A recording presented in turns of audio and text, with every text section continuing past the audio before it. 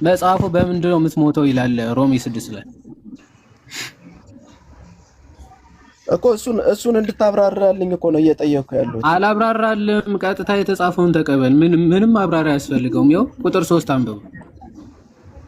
ለምን አብራራላለሁ? የተጻፈውን ተቀበል። ዝም ብለህ አንብበው እኮ አንድ እንሆን ዘንድ የተጠመቅን ሁላችን ነው የሚለው። እሺ በምንድን ነው አንድ ምትሆን? ከምኑ ጋር ነው አንድ እንሆናለን ያለ? የተጠመቅን ሁላችን ከሞቱ ጋር አንድ እንሆን ዘንድ። በስ ከሞቱ ጋር አንድ ምን ሆነው በምንድን ነው አለ? የተጠመቅን ሁላችን ይላል። እሱ እኮ ግልጽ እኮ ነው። የኔን ጥያቄ አልመለሳችሁልኝም። ቀጥለ ጨር ቆይ መጀመሪያ ምንም አልጠየቅም እኮ የተጻፈውን ልቀበል አልቀበል ክርክር ላይ ነው አሁን መጀመሪያ። ስለዚህ ሐዋርያ ቅዱስ ጳውሎስ ከክርስቶስ ሞት ጋራ አንድ ለመሆን ነው የተጠመቅነው እያለ ነው አይደል? አይደል? ስለዚህ ከክርስቶስ ሞት ጋር አንድ ለመሆን ተጠምቀሃል አንተ? አንድ ለመሆን ነው የተጠመቀው? እሺ። ስለዚህ በዛው ጥምቀትም ቀጥሎ ምን ይላል? እንግዲህ ክርስቶስ በአብ ክብር ከሙታን እንደተነሳ እንዲሁም እኛ በአዲስ ሕይወት እንድንመላለስ ከሞቱ ጋር አንድ እንሆን ዘንድ በጥምቀት ደግሞ ከእርሱ ጋር ተቀበርን ይላል። ይኸው በጥምቀት ሞትን አለ።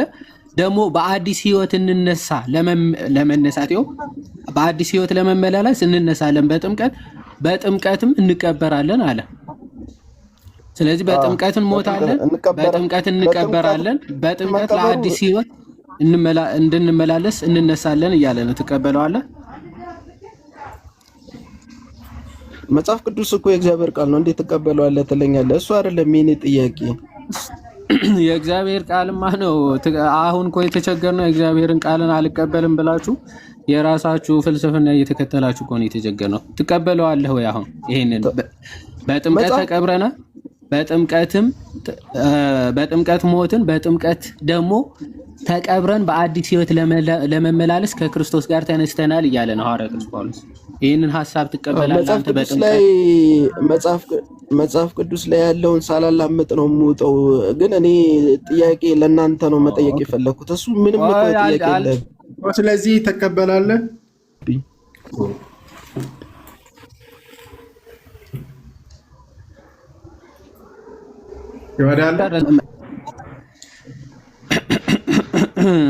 ሶሪ ስልክ ገብቶብኝ ነው። እሺ ስለዚህ መሞቻው መቀበሪያም በአዲስ ሕይወት መነሻም ሐዋርያ ቅዱስ ጳውሎስ በምንድን ነው አለ?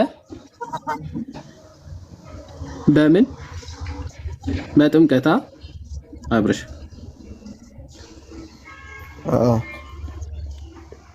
እሺ አሁን መጽሐፍ ቅዱስን ሳላላምጥ እቀበለዋለሁ ካልክ መቀበሪያ መሞቻ እና በአዲስ ሕይወት መነሻ ጥምቀት ነው ካለ ሐዋርያ ቅዱስ ጳውሎስ ቁጥር 6 ላይ ይሄን ሁሉ የምናደርገው ለመጽደቅ ነው ብለህ ታምናለህ ወይስ አይደለም?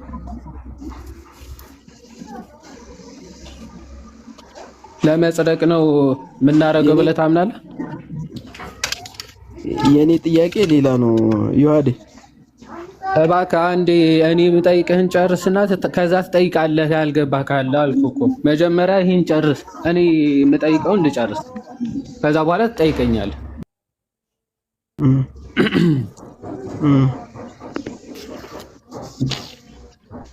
ለመጽደቅ ነው ይሄን ሁሉ የምታደርገው?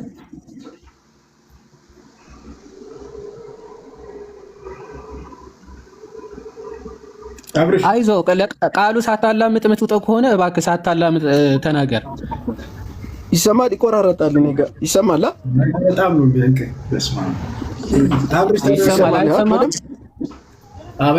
ይሰማኛል።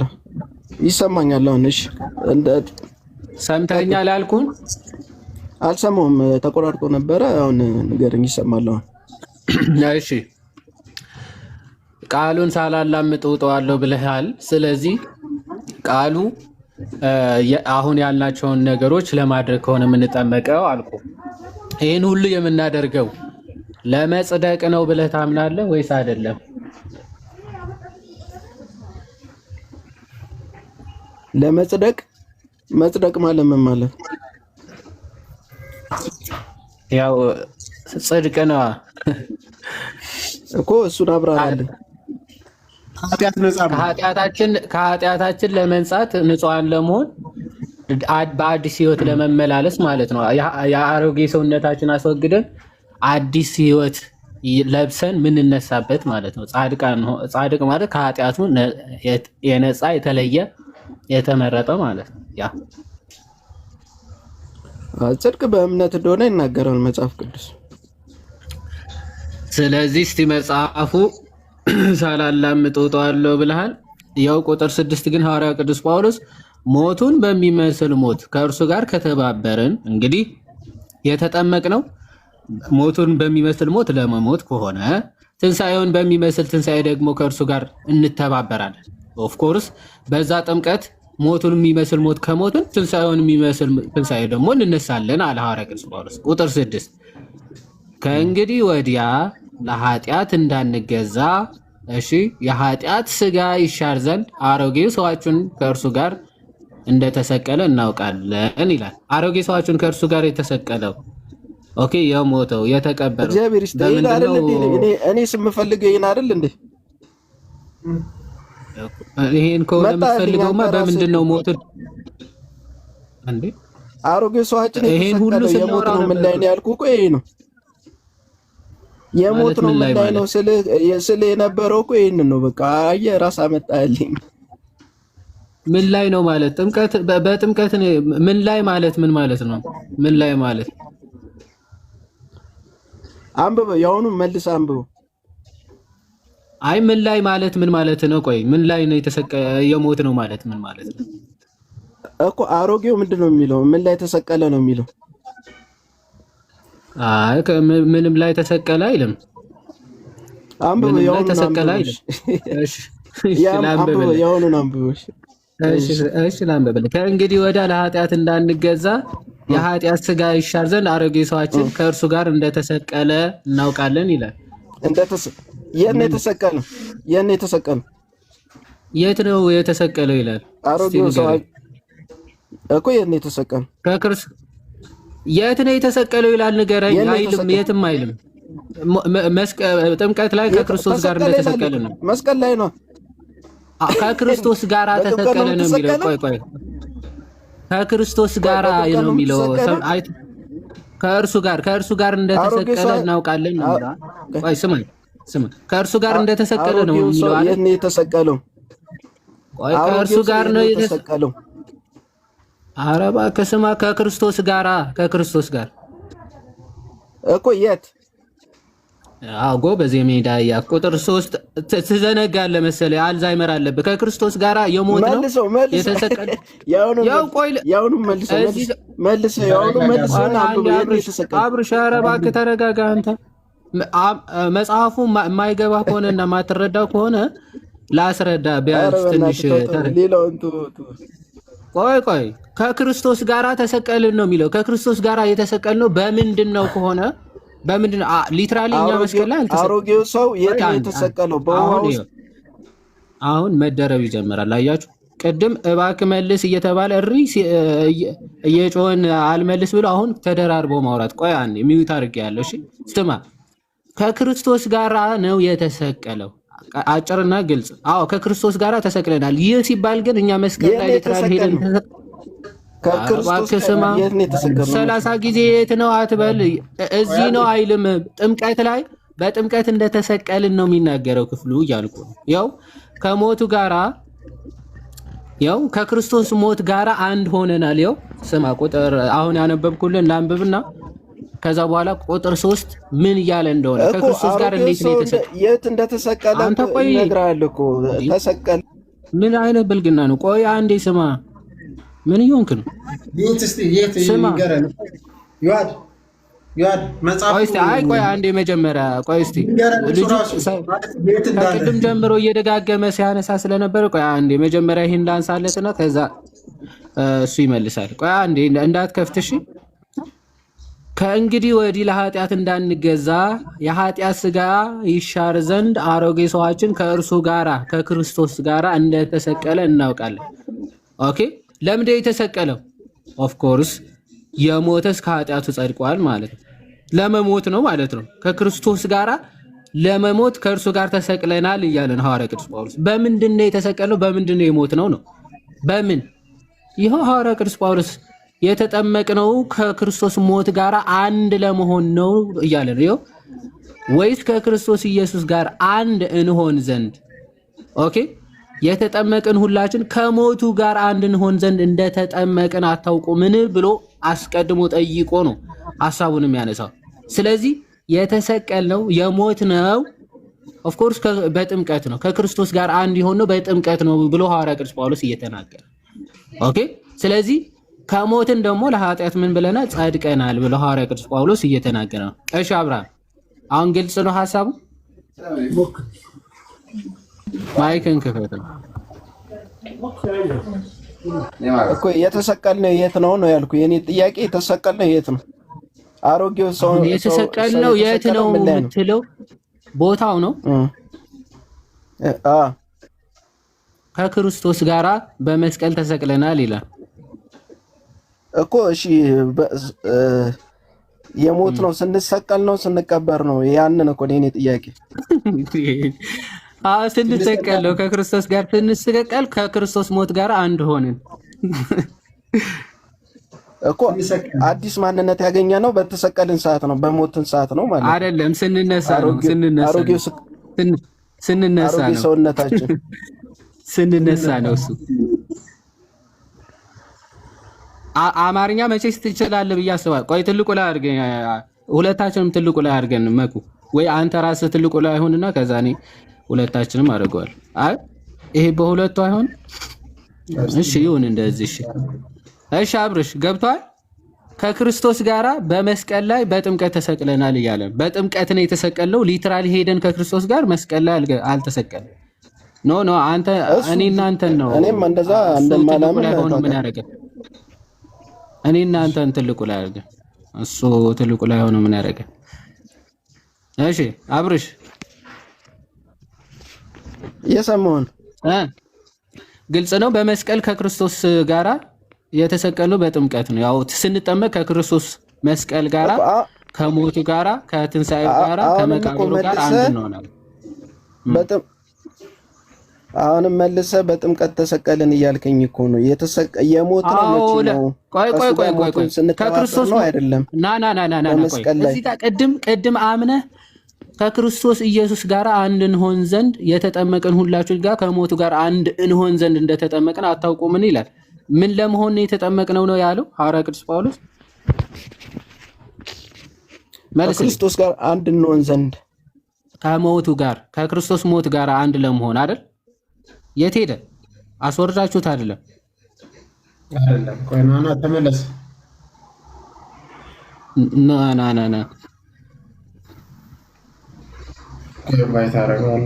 የት ሄደ? ና አብርሽ ተመልከቱ። ከሞቱ ጋራ ከኢየሱስ ጋር አንድ ለመሆን ነው ብሏል። ጥሩ ነው። ባይዞ ከኢየሱስ ምን ጋር ከኢየሱስ ምን ጋር ነው አንድ ምን ሆኖ? ኦኬ ወጥቷል። ያ ገብቶታል በደንብ። ኦኬ ሐሳቡ በደንብ ገብቶታል። በቃ ከክርስቶስ ሞት ጋር አንድ እንሆናለን። ክርስቶስ የት ነው የሞተው? መስቀል ላይ። ስለዚህ ተሰቀልን ሲል ሐዋርያ ቅዱስ ጳውሎስ ለመሞት ነው። ያው የሞተ ሲላል ለመሞት ነው ኦፍ ኮርስ የተሰቀልን። ስለዚህ ከስቅለቱ ወይም ደግሞ ከሞቱ ጋር አንድ ይሆን ነው ከመቃብሩ ጋር አንድ የሆነ በጥምቀት ነው ሐዋርያ ቅዱስ ጳውሎስ እየተናገረ ያለው። ይሄ ሁሉ ፖይንቱ የሚያነሳው ስለዚህ ከኃጢአታችን የምንጸድቀው ስንጠመቅ ነው የሚለውን ሐሳብ ለማንሳት በጣም ይህን ያክል እንትን የሚል ሐሳብ አይደለም። ማንበብ ብቻ በቂ ነው። መኩ ስታካርግ ስታካርጋል ምንድን ነው?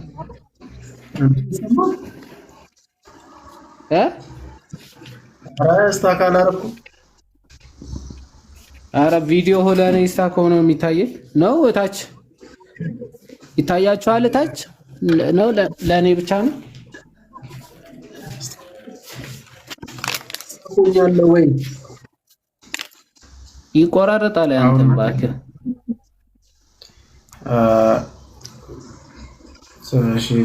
አንተ የኔ ይሆን እንዴ ይታያል እያሉ ነው። እሺ ነቢያት ተነቆስቴ እኔ አንዳንዴ በጌታ ስም በነገራችን ላይ ዮሐዴ ማለት አሁን ይሄ ቀላል ነው። የት ነው ይላል። ምን ቦታ የት ፈልጎ ነው? መቼም ወደኋላ 2000 ዓመት ተመልሶ እንትን አይደለም ሞት ነው። ክርስቶስ ተስተካክሏል።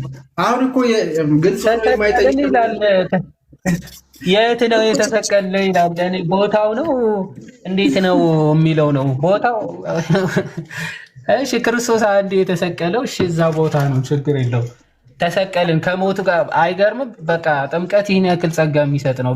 ከ2000 ዓመት በፊት የተካሄደውን አንድ የክርስቶስ ሞት ጋር አንድ የሚያደርገን ጸጋ ነው እያለ ነው መጽሐፍ ቅዱስ። ሐዋርያ ቅዱስ ጳውሎስ ቦታው ነው ያሳሰበ እዚህ ኢትዮጵያ እንዳይሆን ምናምን የተሰቀለው የት ነው የሚለው ከሆነ ያሳሰበ ወይ ነው።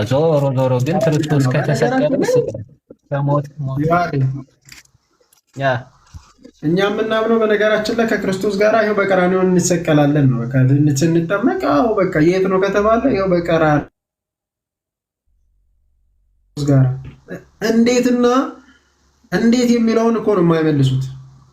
አምነን በጥምቀት ይኸው ስንጠመቅ ይኸው ከክርስቶስ ጋር። በነገራችን ላይ መሰቀልና መሞት ለምንድን ነው የሚያለያዩት? መሰቀልና መሞት ምንድን ነው ልዩነቱ? በቃ መሞት ልጠይቀው የነበረው እኮ እኮ ነው።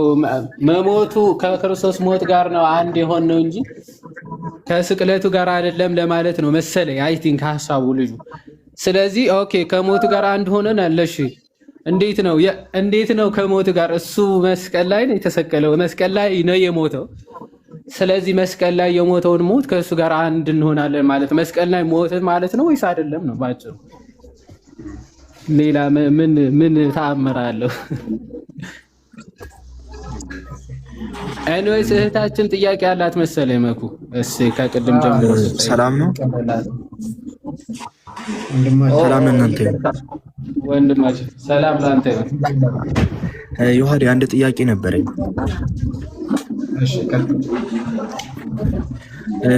ሐዋርያት ሥራ ምዕራፍ 10 ላይ ቆርኔሌዎስ እንደተጠመቀ እናያለን እና ከመጠመቁ በፊት ደግሞ መንፈስ ቅዱስ ወርዶለታል። ብዙ ፕሮቴስታንቶች ሲናገሩ መንፈስ ቅዱስ ኃጢአተኛ ሰው ላይ አይወድቅም ይላሉ። ማለትም ኃጢአተኛ ሰው ላይ መንፈስ ቅዱስ አይሆንም እና መጀመሪያ ጸድቋል፣ ከጸደቀ በኋላ ነው የተጠመቀው ይላሉ ብዙ ጊዜ ፕሮቴስታንቶች ማለት ነው። እና እንዴት ከመጠመቁ በፊት መንፈስ ቅዱስ ሊወርድለት ቻለ? እሱ ነው የኔ ጥያቄ።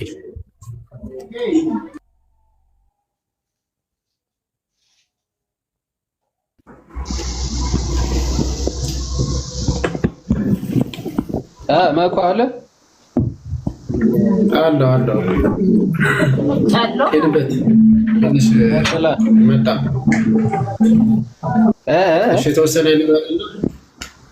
የተወሰነ እንትን ልበልና ትሄድበታለህ። ልወጣ ማለት ተገደረሽ። እሺ ለማንኛውም በሐዋርያት ሥራ ምዕራፍ 10 ላይ የተገለጸው የቆርኔሌዎስ መጠመቅ የቆርኔሌዎስ ቤተሰብ እሱም እንደተጠመቀ እናውቃለን። በዛ ታይም ላይ ምንድን ነው አሁን ኮንሰፕቱ እዛ ጋር በኤክሰፕሽናል ቅድም አንስቻለሁ።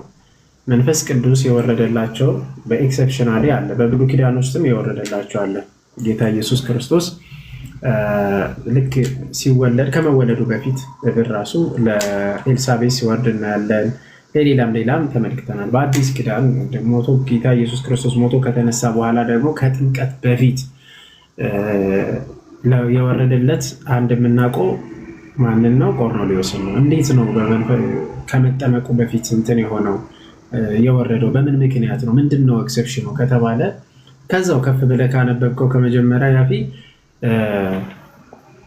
ቆርኔሌዎስ እና ማለት ከአሕዛብ ወገን ስለሆኑ ወይም ደግሞ ከእስራኤላውያን ወገን ስላልሆኑ እነሱ የሚያምኑት በቃ ለእስራኤላውያን ብቻ እንደሚወርድና መንፈስ ቅዱስ እነሱን እንትን እንደሚል ብቻ ነው የሚያስቡት የነበረው። እዛ የነበሩት እስራኤላውያንም እንደዛ ነው። በቃ ለእኛ ብቻ ብለው ነው የሚያስቡት። ከዛ እግዚአብሔር ግን አሳየው፣ ጴጥሮስንም አስነሳ። በነገራችን ላይ ጴጥሮስንም በራእይ አሳየውና አስነሳ፣ ወደዛ መጣ። ጴጥሮስም ልክ እንደዛ ነበረ። ከዛስ እንዴት መንፈስ ቅዱስ ለእነርሱም ጭምር እንደመጣ ለማሳየት ኤክሰፕሽናሊ ጌታ ኢየሱስ ክርስቶስ መንፈስ ቅዱስን አውርዶ አሳያቸው ማለት ነው። ወዲያው ነው የተጠመቁትም።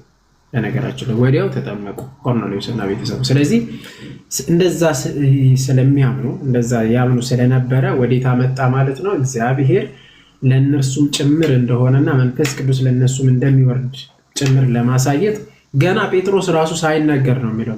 ገና አፉ እንደተከፈተ መንፈስ ቅዱስ ወረደ ነው የሚለው ቃል በቃል። ስለዚህ ለተአምር ስራውን ለማሳየት ለእነርሱም ጭምር እንደመጣ ለማሳየት ነው እንጂ ያው እንዲያው ከመጠመቁ በፊት ለሁሉም ከጥምቀት በፊት ነው የሚሰጠው የሚል አንድም ቦታ የለም። እንደዚህም አልተማረም። እንደዛ መጽሐፍ ቅዱስ ውስጥም ጌታ ኢየሱስ ክርስቶስ አላስተማረም። አንድ ቦታ የተጠቀሰ ያቸው ከዛ ውጭ የለም። ሜቢ ዋዴ ጨምር ያ ቃል የተሰማል መኩሻ ዋናው ኮንሴፕት። እኔ ቆይ የኔ ድምፅ ይሰማል ወይስ ይቆራረጣል? ማን ነበረው ስም ወንድማችን? ያፌት እባላለሁ። ኦኬ እሺ ያፌት፣ ከተቆራረጠ ምናምን ንገሩኝ በቃ እሺ። ያው ኦፍኮርስ መኩንትን ብለውበታል፣ በደንብ ሄዶበታል። በአጭሩ ምንድነው ይሄ ክፍል? ታስታውሱ ከሆነ ጌታችን በመዋዕለ ሥጋዌ ሲያስተምር ሐዋርያቶችን ከኢየሩሳሌም እንዳትወጡ በኢየሩሳሌም ቆዩ፣ በኢየሩሳሌም ስበኩ ብሏቸው ነበረ። ኦኬ እሱ በመዋዕለ ሥጋዌ ሳለ ማለት ነው። እስራኤላውያን ጋር እዛው ኢየሩሳሌም አካባቢ ተአምራትን ምናምን ያደርጋሉ፣ ክርስቶስም ከነሱ ጋር ሆኖ ሳለ ማለት ነው።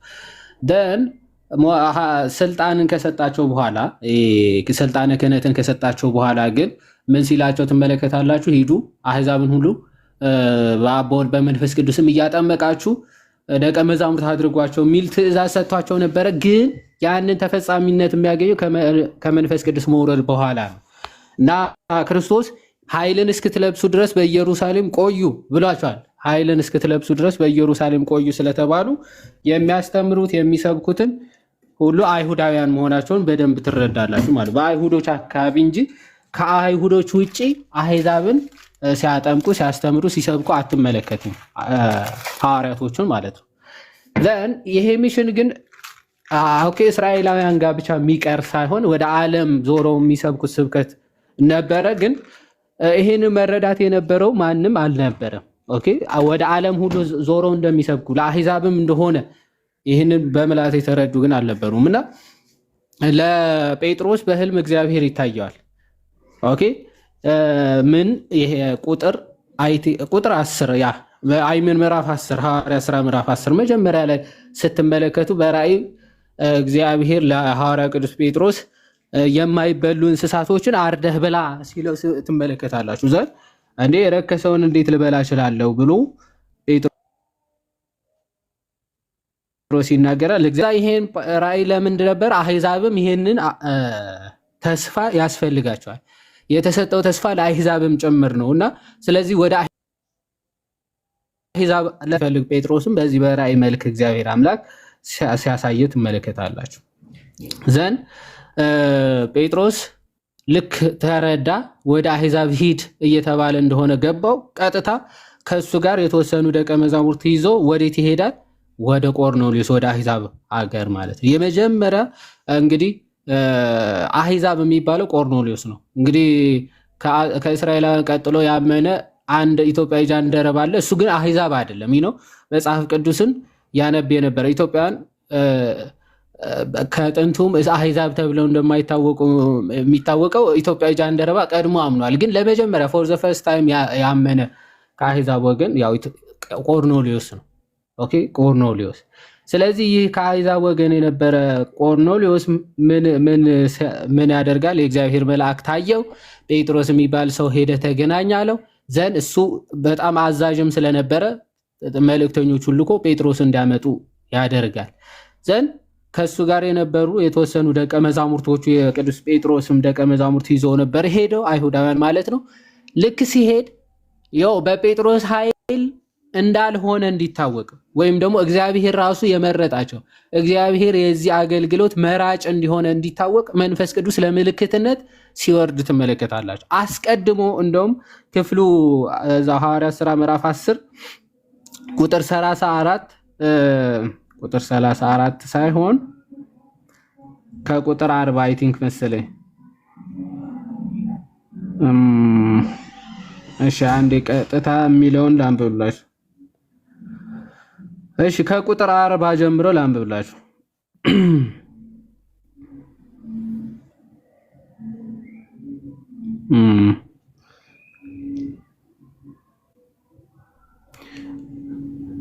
እሺ እንዲህ ይላል፣ እርሱን እግዚአብሔር በሶስተኛ ቀን አስነሳው። እሺ ይኸውም ለአሕዛብ ሁሉ ለሕዝብ ሁሉ አይደለም፣ ነገር ግን እሺ እንዲህ ይላል ከቁጥር 42 ጀምሮ ከቁጥር 44 ጀምሮ ጴጥሮስ ይህንን ነገር ገና ለመናገር ሲጀምር ማለት ነው። ገና ሲናገር ይላል ቁጥር 44 ላይ ጴጥሮስ ይህንን ነገር ገና ሲናገር ቃሉን በሰሙት ሁሉ ላይ መንፈስ ቅዱስ ወረደ ይላል። መጀመሪያ በቃ የመጀመሪያ ስብከት ለመናገር ሲጀምር ቃሉን የሰሙት ሁሉ ላይ መንፈስ ቅዱስ ወረደባቸው ይላል። እንደውም ምዕራፍ 11 ላይ ሄዳችሁ እንደው እንዴት እንደዚህ ታደርጋለህ ብለው ሲጠይቁት በግልጽ የሚናገረው ነገር ቁጥር 15 ላይ ሐዋርያት ሥራ ምዕራፍ 11 ከቁጥር 15 ላይ ለመናገርም በጀመርኩ ጊዜ ነው የሚለው። ለመናገር ስጀምር መንፈስ ቅዱስ ለኛ ደግሞ በመጀመሪያ እንደወረደ ለእነርሱም ወረደላቸው ይላል። በቃ ትምህርት ሰብኮ አምኖ ካመነ በኋላ ምናምን አይደለም መንፈስ ቅዱስ ራሱ የሚወርደው። ገና ለመናገር ሲጀምር ጴጥሮስ ለምልክትነት መንፈስ ቅዱስ ይወርዳል። ዘንድ መንፈስ ቅዱስ ለምልክትነት ሲወርድ ቅዱስ ጴጥሮስ ምንድን ነው የሚላቸው? ኦኬ እነዚህ ደግሞ እንደኛ መንፈስ ቅዱስ ከወረደላቸው መንፈስ ቅዱስ ከመረጣቸው እኛ አይ እናንተ ልትጠመቁ አትችሉም፣ የእግዚአብሔር ሕዝብ ተብላችሁ የቤተ ክርስቲያን አካል ሆናችሁ ልትጨመሩ አትችሉም ልንላቸው እንዴት ይቻለናል? ይላል ቅዱስ ጴጥሮስ። ይቻለናል ወይ? ኦኬ አይቻለንም። መንፈስ ቅዱስ ኦልሬዲ የመረጠውን መንፈስ ቅዱስ የወደደውን መንፈስ ቅዱስ እንደሱ ላይ ለመውረድ ያልተጸየፋቸውን እኛ አይ የቤተ ክርስቲያን አካል ልትሆኑ አትችሉም ልንላቸው እንችላለን ወይ ይላቸዋል ቅዱስ ጴጥሮስ ማለት ነው። ዘንድ አፋቸው ስለተዘጋ ምንም ማለት ስላልቻሉ ዘንድ ቅዱስ ጴጥሮስ ምን ይላል ማለት ነው? በዚያን ጊዜ አለ ጴጥሮስ መልሶ እነዚህ እንደኛ ደግሞ መንፈስ ቅዱስ የተቀበሉትን ያው አንደኛ ሐዋርያት ሥራ ምዕራፍ 10 ከቁጥር 47 ላይ ማለት ነው ምን ይላል? መንፈስ ቅዱስ የተቀበሉ እንዳይጠመቁ ውሃን ይከለክላቸው ዘንድ የሚችል ማን ነው ይላል። ኦኬ ወደ ቤተክርስቲያን እንዲጨመሩ የኃጢአት ስርየት እንዲያገኙ እንዲድኑ ሊከለክላቸው የሚችል ማን ነው አለ። በኢየሱስ ክርስቶስ ስም ይጠመቁ ዘንድ አዘዛቸው። ከዚህ በኋላ ጥቂት ቀን እንዲቀመጥ ለመኑት ይላል። ከዚ በኋላ ያስተምራቸዋል። ነገረ ክርስትናን አስተማራቸው ማለት ነው ቅዱስ ጴጥሮስ። ዘንድ ይሄ ነገር ባይዘው ጥያቄ ያስነስቶበታል ጴጥሮስ። ወደ ይሁዳ ሲመለስ ምን ብለው ጠየቁት ይላል? ሐዋርያትና ምዕራፍ 11 ዘ ኔክስት ቻፕተር ምን ይላል? ሐዋርያትና በይሁዳ የነበሩት ወንድሞች አለ አሕዛብ ደግሞ የእግዚአብሔርን ቃል እንደተቀበሉ ሰሙ ይላል። ከአሕዛብ ወገን የእግዚአብሔርን ቃል የተቀበሉ እንዳሉ ሰሙ። ኦኬ ጴጥሮስ ሄዶ ሰብኮ አጥምቆ እንደመጣ ሰሙ ይላል። ፎር ዘ ፈርስት ታይም ነው። ደን ምን አሉ? ጴጥሮስም ወደ ኢየሩሳሌም በመጣ ጊዜ ከተገረዙት ወገን የሆኑት ሰዎች ከእርሱ ጋር ተከራከሩት። የተገረዙ ሰዎች እስራኤላውያን የሆኑ ሰዎች ተከራከሩት። ምን አሉ? ወዳልተገረዙ ሰዎች ገብተህ ከእነርሱ ጋር በላህ አሉት ይላል። ጴጥሮስ ግን ከመጀመሪያው ጀምሮ በተራ ገለጠላቸው እንዲህም አለ ይላል። ኦኬ አሁን ካልተገረዙ ሰዎች ጋር ሄደ አጥምቅ አስተምረ ጨራሽ የቤተ ክርስቲያን አድርገ መተ ከእነርሱ ጋር አብረህ በልተ መጣህ አሉት ይላል። ዘን ሐዋርያ ቅዱስ ጴጥሮስ አሁን ክላሪፋይ ማድረግ ጀምረ። ምን አለ? ከመጀመሪያ ጀምሮ መግለጽ ጀመረ። እኔ በኢዮጴ ከተማ ስጸልይ ሳለሁ ተመስጬ ራእይን አየሁ። ታላቅ ሸማ የመሰለ ዕቃ በአራት ማዕዘን ተይዞ ከሰማይ ወረደና ወደ እኔ መጣ። ይህንም ትኩር ብዬ ስመለከት 4 እግር ያላቸው የምድር እንስሶች አራዊትንም ተንቀሳቃሾችንም የሰማይ ወፎችንም አየው። ጴጥሮስ ሆይ ተነሳና አርደ ብላ የሚለኝን ድምፅ ሰማሁ አለ። እኔም ጌታ ሆይ አይሆንም፣ ርኩስ ወይም የሚያጸይፍ ከቶ ወደ አፌ ገብቶ አያቁምና አልሁት ይላል። ሁለተኛም እግዚአብሔር ያነጻውን አንተ ታረክሰው አታርክሰው የሚል ድምፅ ከሰማይ መለሰልኝ። ይህም 3 ጊዜ ሆነ፣ እንደገናም ሁሉ ወደ ሰማይ ተሳበ ይላል። ይሄ ሁሉ ተከራክሮ 3 ጊዜ እሱ ራሱ ተከራክሮ ነበር ማለት። ከዛ እነሆም ያን ጊዜ 3 ሰዎች ከቂሳሪያ ወደ እኔ ተልከው ወዳለሁበት ቤት ቀረቡ። መንፈስም ሳልጠራጠር ከእነርሱ ጋር ሄድ ዘንድ ነገረኝ። እነዚህም 6 ወንድሞች ደግሞ ከእኔ ጋር መጡ። ወደዚያ ሰውም ቤት ገባን ይላል። ከእሱ ጋር 6 ወንድሞችን ይዞ ነበር ሄደው ማለት። ስለዚህ ገና ለመናገር ሲጀምር መንፈስ ቅዱስ በእነርሱ ላይ ወረደ ይላል። ኦኬ ዘንድ ከዛ በኋላ ዮሐንስ በውሃ አጠመቀ፣ እናንተ ግን በመንፈስ ቅዱስ ትጠመቃላችሁ ያለውን የጌታ ቃል ትዝ አለኝ። እንግዲህ አለ እግዚአብሔር በጌታ በኢየሱስ ክርስቶስ ላመነ ለእኛ ደግሞ እንደሰጠን ያን ስጦታ ለእነርሱ ከሰጠ እግዚአብሔርን ለመከልከል እችል ዘንድ እኔ ማን ነበርኩ አለ። ይህን በሰሙ ጊዜ ዝም አሉና እንኪያስ እግዚአብሔር ለአሕዛብ ደግሞ ለሕይወት የሚሆን ንስሐን ሰጣቸው እያሉ እግዚአብሔርን አከበሩ ይላል። ስለዚህ ኦኬ ለካ አሕዛብንም እግዚአብሔር አምላክ ለንስሐ የሚሆንም ምን ሰጥቷቸዋል ማለት ነው፣ ሕይወትን እንደሰጣቸው ብለው ተረዱ፣ አመኑ። ከዛ በኋላ አሕዛብን ዞሮ መስበክ፣ ማጥመቅ፣ ማስተማር ጀመሩ ማለት ነው። ከዚህ አንጻር ለምልክትነት መንፈስ ቅዱስ ፎር ዘ ፈርስት ፎር ዘ ላስት ታይም ሲወርድ ትመለከታላችሁ። ይህም አሕዛብንም መዳኑን ያገኙ ዘንድ እንደተሰጣቸው ምልክት ይሆን ዘንድ ነው። ከዚህ ክፍል ውጪ ሰው ሳይጠመቅ መንፈስ ቅዱስ ተቀበለ የሚል በጭራሽ ወረደ የሚል በጭራሽ አናገኝም ማለት ነው። ያ እሺ፣ ቃሉት ያሰማል። ግልጽ ከሆነ አንድ ጥያቄ ነበር። ሌላ ግልጽ ነው ይሄ ሀሳብ? አዎ ግልጽ ነው። ሪፍሌክት ላድርገው አንዴ ትክክል መሆኑን እንትን እንድትል። እሺ ቆርኔሌዎስ እንትን ያለበት መጀመሪያ አሕዛብ ነበርና ፎር ደ ፈርስት ታይም ነው እሱ ላይ መንፈስ ቅዱስ የወረደው። እሱም እንደ ምልክት ነው፣ አንተ እንደነገርከኝ እንደ ምልክት ነው። ማለትም ክርስቶስ ለአሕዛብ መምጣቱ ለማሳየት ሲባል ነው፣ ሌሎችን ለማሳየት ሲባል በቆርኔሌዎስ ላይ መንፈስ ቅዱስ ወርዷል አይደለ ሀሳቡ? ኤግዛክትሊ ያ አዎ እሱ ነው። በቃ በአጭሩ አጠቃላይ የወረደበት ምክንያት ቀድሞ ከጥምቀት በፊት ለዛ እሱ ነው። እሺ እግዚአብሔር ይስጥልን። እና አንድ ጥያቄ ነበር ክፍሎቹ ሁለቱንም እሺ የት ላይ ነው የሚገኘው እያሉ ስለሆነ ጥቅሱ ሐዋርያት ሥራ ምዕራፍ 10 እና 11 ሁለቱ ክፍሉ ከ10 ጀምራችሁ እስከ 11 አንብቡት። እሺ ቀጥል። ሁለተኛ ቅድም እንትና ሲናገር ዲያቆን መኩ ሲናገር ስለ ፋሲካ እያወራ ነበር እና ፋሲካ በብሉይ ኪዳንም ነበረ እና በብሉይ ኪዳን ያለው ፋሲካ ምን ይመስላል? እሱ ነው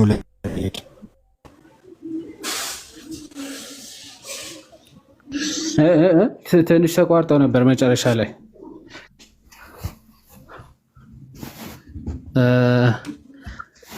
አልተሰማም። አዎ መጨረሻ ላይ ያልከው ተቋረጠ። ምን ነበር ያልከው? አሁን መታል አሁን ይሰማል።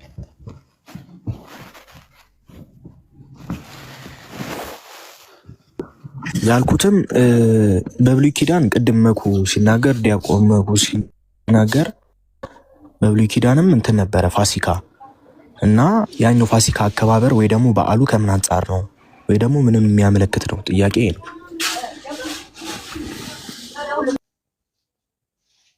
ኦኬ አይ ዶንት ኖ እንደዛ አንስቶ ከነበረ አልሰማሁም። ግን በእርግጥ ፋሲካ የብሉይ ኪዳኑ ፋሲካ ምንድን መሰለ የሚያሳየው እንግዲህ የፋሲካ ማለት እስራኤላውያን ከግብፅ የመውጣታቸው በዓል የሚከበርበት ታላቅ በዓል ነው።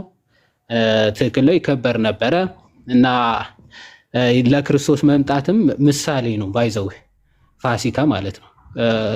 ሐዋርያ ቅዱስ ጳውሎስም በአንደኛ ቆሮንቶስ መልእክቱ አይ ቲንክ ምዕራፍ 3 ካልተሳሳትኩኝ እነሆ ፋሲካችን ክርስቶስ ታርዷልና ብሎ እንደተናገረው በአይሁዶች ፋሲካ ማለት ታስታውሳለህ፣ ሞተ በኩር ላይ በግረዱ ብሎ እግዚአብሔር አምላክ ከዛ በኋላ የታረደው በግ በመቃንና በጉበን በሂሶጴ መቃኖቹን እርጯቸው። ከዛ ሌሊት ላይ ደግሞ ተነሳችሁ የበጉን ቅልጥም ሳትሰብሩ ስጋውን ብሉ፣ ደሙን ደግሞ መቃኖቹን ቀቡ ተብሎ ታዘው ነበረ እና በዛ መካከል ሳልፍ ልጆቻችሁ ሞት አያገኛቸውም የሚል እግዚአብሔር አምላክ ትእዛዝ ሰጥቷቸው ነበረ። ዘን ይሄንን የምን ምሳሌ ነው? ለሚመጣው አማናዊ መስዋዕት ለክርስቶስ ለፋሲካችን ለክርስቶስ ምንድነው ምሳሌ ነበረ ማለት ያንን መውጣትን ወይም ደግሞ ዘጸአት የሚባለውን በዓል ከእስራኤል በታላቅ ተአምር ሞተ በኩር ሳያገኛቸው ያለፉበትን ታላቅ በዓል ለማክበር ፋሲካ ብለው ያከብራሉ። እና በዚህ የፋሲካ የተደረገው ምንድነው? የበጉ ክራይቴሪያ ቀንዱ ያላረረ በሽታ ችግር ወይም ደግሞ እንደዚህ አይነት ነገሮች የሌሉት ኦኬ ያልሸመገለ ሕፃንም ያልሆነ ብሎ ለይቶ እግዚአብሔር አምላክ ያንን በግ ደግሞ መብላት ያለባቸውን ሰዓት ገልጾ እንደዚህ አይነት ትእዛዞች ሰጥቶ እግዚአብሔር አምላክ ፋሲካን ይሄ ደሙን እንዲቀቡ ነግሯቸው ነበረ። ሰው ይሄንን ለምንድነው ምሳሌው የጌታችን የኢየሱስ ክርስቶስ አማናዊ መስዋዕትን የሚናገር ነው። ያንን ደም የምልክት ያለበት ቤት ሁሉ ሞተ በኩር አያገኘውም ብሎ እግዚአብሔር አምላክ በግልጽ ተናግሮ ነበር አይደል? ሞተ በኩርን አያገኛቸውም ብሎ ተናግሮ ነበር እና የምትቀቡት መቃኑን እና ጉበኑን ነው የምትቀቡት ብሎ ተናግሮ ነበር። መቃን እና ጉበኑ እሱን ትቀቡታላችሁ፣ ዘን ስጋው ደግሞ አጥንቶ ሳሰብሩ ትበላላችሁ ተብሎ በግልጽ ተነግሮ ነበር። ይሄ በጣም በሚገርም ሁኔታ የጌታችን የቅዱስ ስጋውና ደሙ ምልክት ነው። መቃንና ጉበኑ መቀባት ማለት ስጋችንና ነፍሳችንን በክርስቶስ ደም መቀደስ፣ ኦኬ፣ በሱ መቀደስ ማለት ነው። በሱ ካልተቀደሱ በስተቀር ሞተ በኩር ማለት የዘላለም ሞት ማለት ነው። የዘላለም ሞትን ያንን የተቀቡ ሁሉ በበጉ ደም የተቀቡ ልብሳቸውን ያጠቡ እንደሚለው ራእይ ምዕራፍ 3 ላይ በበጉ ደም ነፍሳችን ነፍስ መቃን ጉበን የተባሉ ነፍስና ስጋ ናቸው። በነፍስና በስጋው ደምና ነፍስና ስጋችን ከተቀደሱ የዘላለም ሞትን አያገኛቸውም ማለት ነው። ስጋውን ደግሞ በሌሊት ብሉ ተብሏል። ስጋውን ደግሞ እንበላለን፣ ኦኬ እንበላለን፣ ደሙንም እንጠጣለን ማለት ነው። ያንን የበሉ ያንን የደም ምልክት ደግሞ መቃንና ጉበናቸው ላይ ያደረጉ ሁሉ ሞተ በኩር ሳያገኛቸው የኤርትራ ባህርን በሰላም እንደተሻገሩ ሁሉ የክርስቶስ ስጋና ደም የሚበሉ የሚጠጡ ሁሉ ምን በሰላም መውጣታቸው ከግብፅ ባርነት ነፃ መውጣታቸውን የሚያስቡበት በዓል ነው። በዛ በዓላቸው ነው ክርስቶስም የአዲስ ኪዳኑ መስዋዕት ክርስቶስ እንደሆነ የሚመሰረትበት። የትኛውም ክፍል ስለ ስጋና ደም በሚናገርበት ክፍል ተመልክታችሁ ከሆነ ሁልጊዜ በፋሲካ በዓል ነበረ የሚል ሀሳብ ታገኛላችሁ። ኦኬ፣ የፋሲካ በዓል ነበረ የሚል ሀሳብ ታገኛላችሁ። ለምሳሌ ዮሐንስ 6 ስለ ጌታ ስጋና ደም ሊያስተምር ሲፈልግ ዮሐንስ 6:4 ተመልክታችሁ ከሆነ የአይሁድ በዓልም ፋሲካ ቀርቦ ነበረ ይላል። የፋሲካ በዓል በቀረበበት ሰዓት ነው። ኦኬ፣ ብዙ ህብስት አበርክቶ ከዛ በኋላ አብልቶ አጠጥቶ እውነተኛ ኦኬ ስጋ መስዋዕት ፋሲካ ግን ክርስቶስ ነው፣ ስጋዬን ብሉ ደሜን ጠጡ ብሎ ሲያስተምራቸው የምትመለከቱት ማለት ነው። እዛው ማቴዎስ ወንጌል ምዕራፍ 26ም ከቁጥር 18 ጀምራችሁ የጌታ እውነተኛ ስጋና ደም አድርጎ በሚሰጥበት በዕለተ ሐሙስም የፋሲካ ዕለት ነበረ።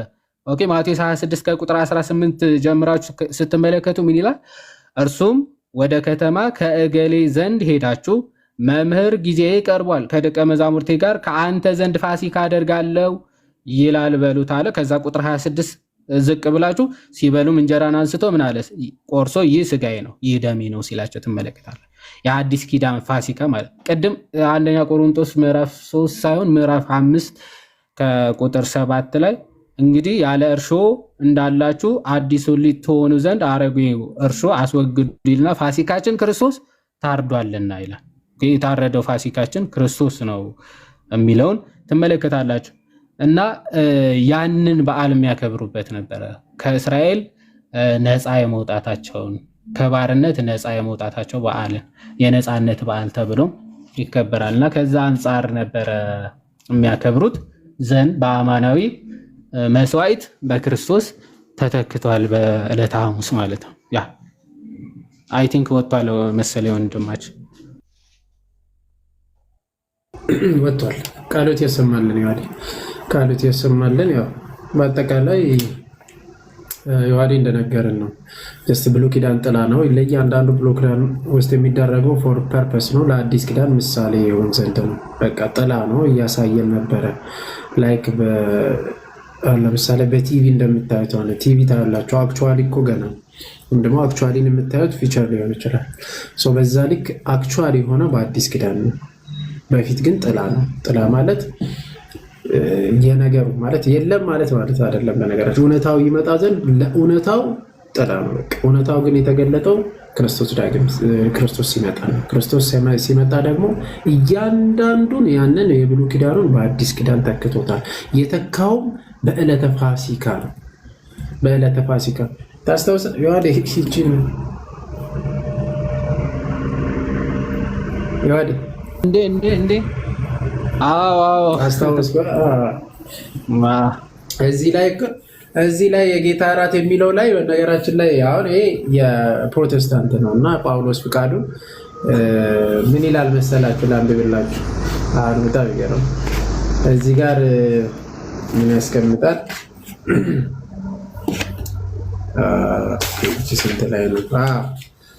ይህ በእርግጥም የፋሲካ እራት ነው ይላል። ነገር ግን ትርጓሜው ስር ነቀል ለውጥ አለው። አሁን የፋሲካ በዓል ነው፣ ግን ስር ነቀል ለውጥ አለው። የሰው አእምሮ 1500 ዓመት የኋሊት የሚመለከትበት ዕለት ኢየሱስ ለደቀ መዛሙርቱ ወደፊት የሚመለከቱትን ነገር ሰጣቸው። በማግስቱ የሚፈጽም ነገር ሞቱንም ሰጣቸው። ይህ ወደ ትናንት ብቻ ሳይሆን ወደፊት የሚያመለክት ፋሲካ ነው። እግዚአብሔር ሕዝቡን ከግብፅ ባርነት ነፃ ለማውጣት የወሰደው እርምጃ የኋሊት የሚያመለክት ሳይሆን ሕዝቡን ከመጨረሻ ባርነት ማለትም ከሞት ከኃጢአት እና ከሌሎች ተያያዥ የክፋት ኃይላት በታላቅ መስዋዕት ነፃ የሚያወጣበት ፋሲካ ነው። እውነተኛ ጸአት ወይም ዘጸአት የሚባለው ጸአት መውጣት ይሄ ነው። አሁን ይሄ የተወሰነ ያው በብዥታ ቢያስቀምጥም በግልጽ እንትን ብሏል። ማለት የፋሲካ ዕለት ላይ ነው ጌታ ኢየሱስ ክርስቶስ ስጋውና ደሙን የሰጠው፣ አዲስ ኪዳንን ደግሞ የሰጠው። ስለዚህ የብሉይ ኪዳን ለአዲስ ኪዳን ምንድን ነው ማለት ነው? ጥላ ነው።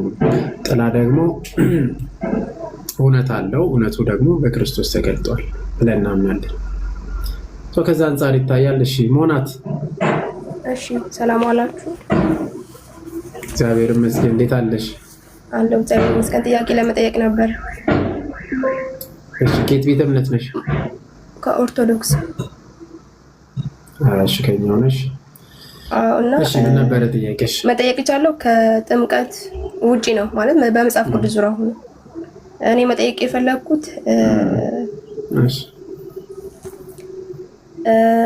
ዘሌዋውያን 21 ቁጥር 9 ላይ እግዚአብሔር እንደዚህ ብሎ ተናግሯልና ሴቲቷም ባመነዘረች ጊዜ ሙሉ ጥቅሱም እንትን ማለት ባልችልም በሙሉ እንድትቃጠል አዟልና ለምን እንደዛ ማለት እንድትቃጠል ማለት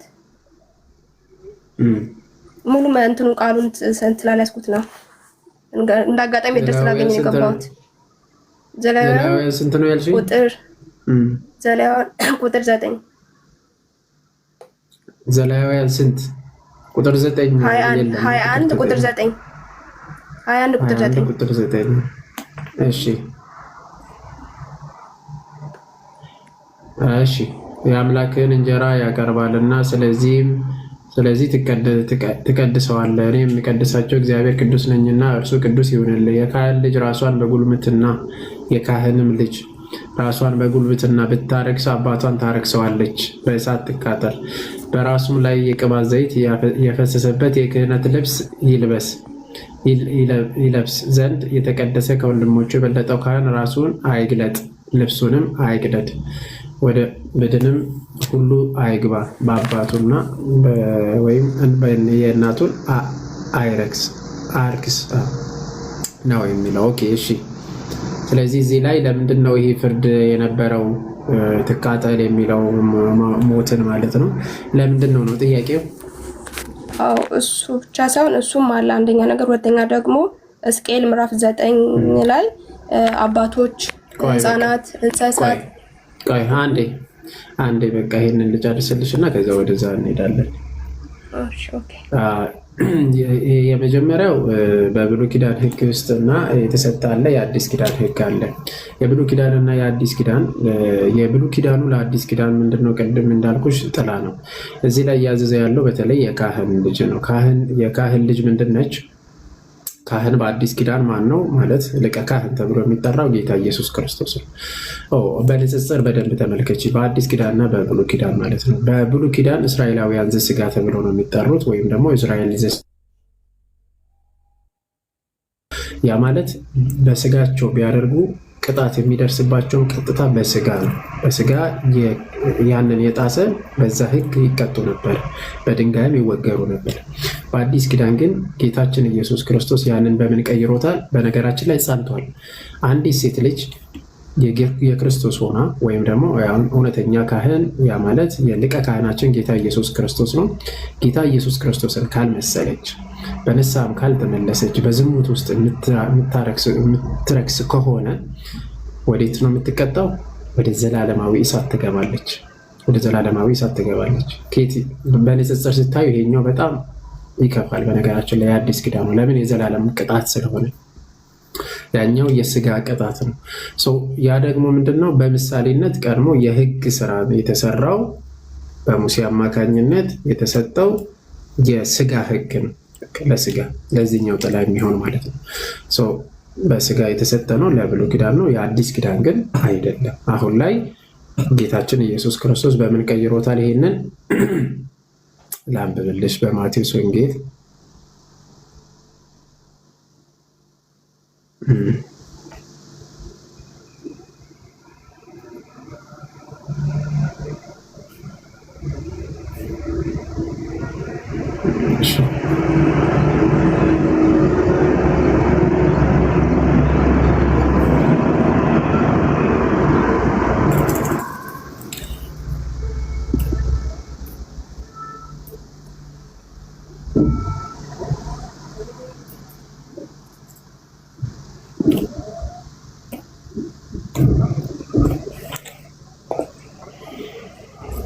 እሺ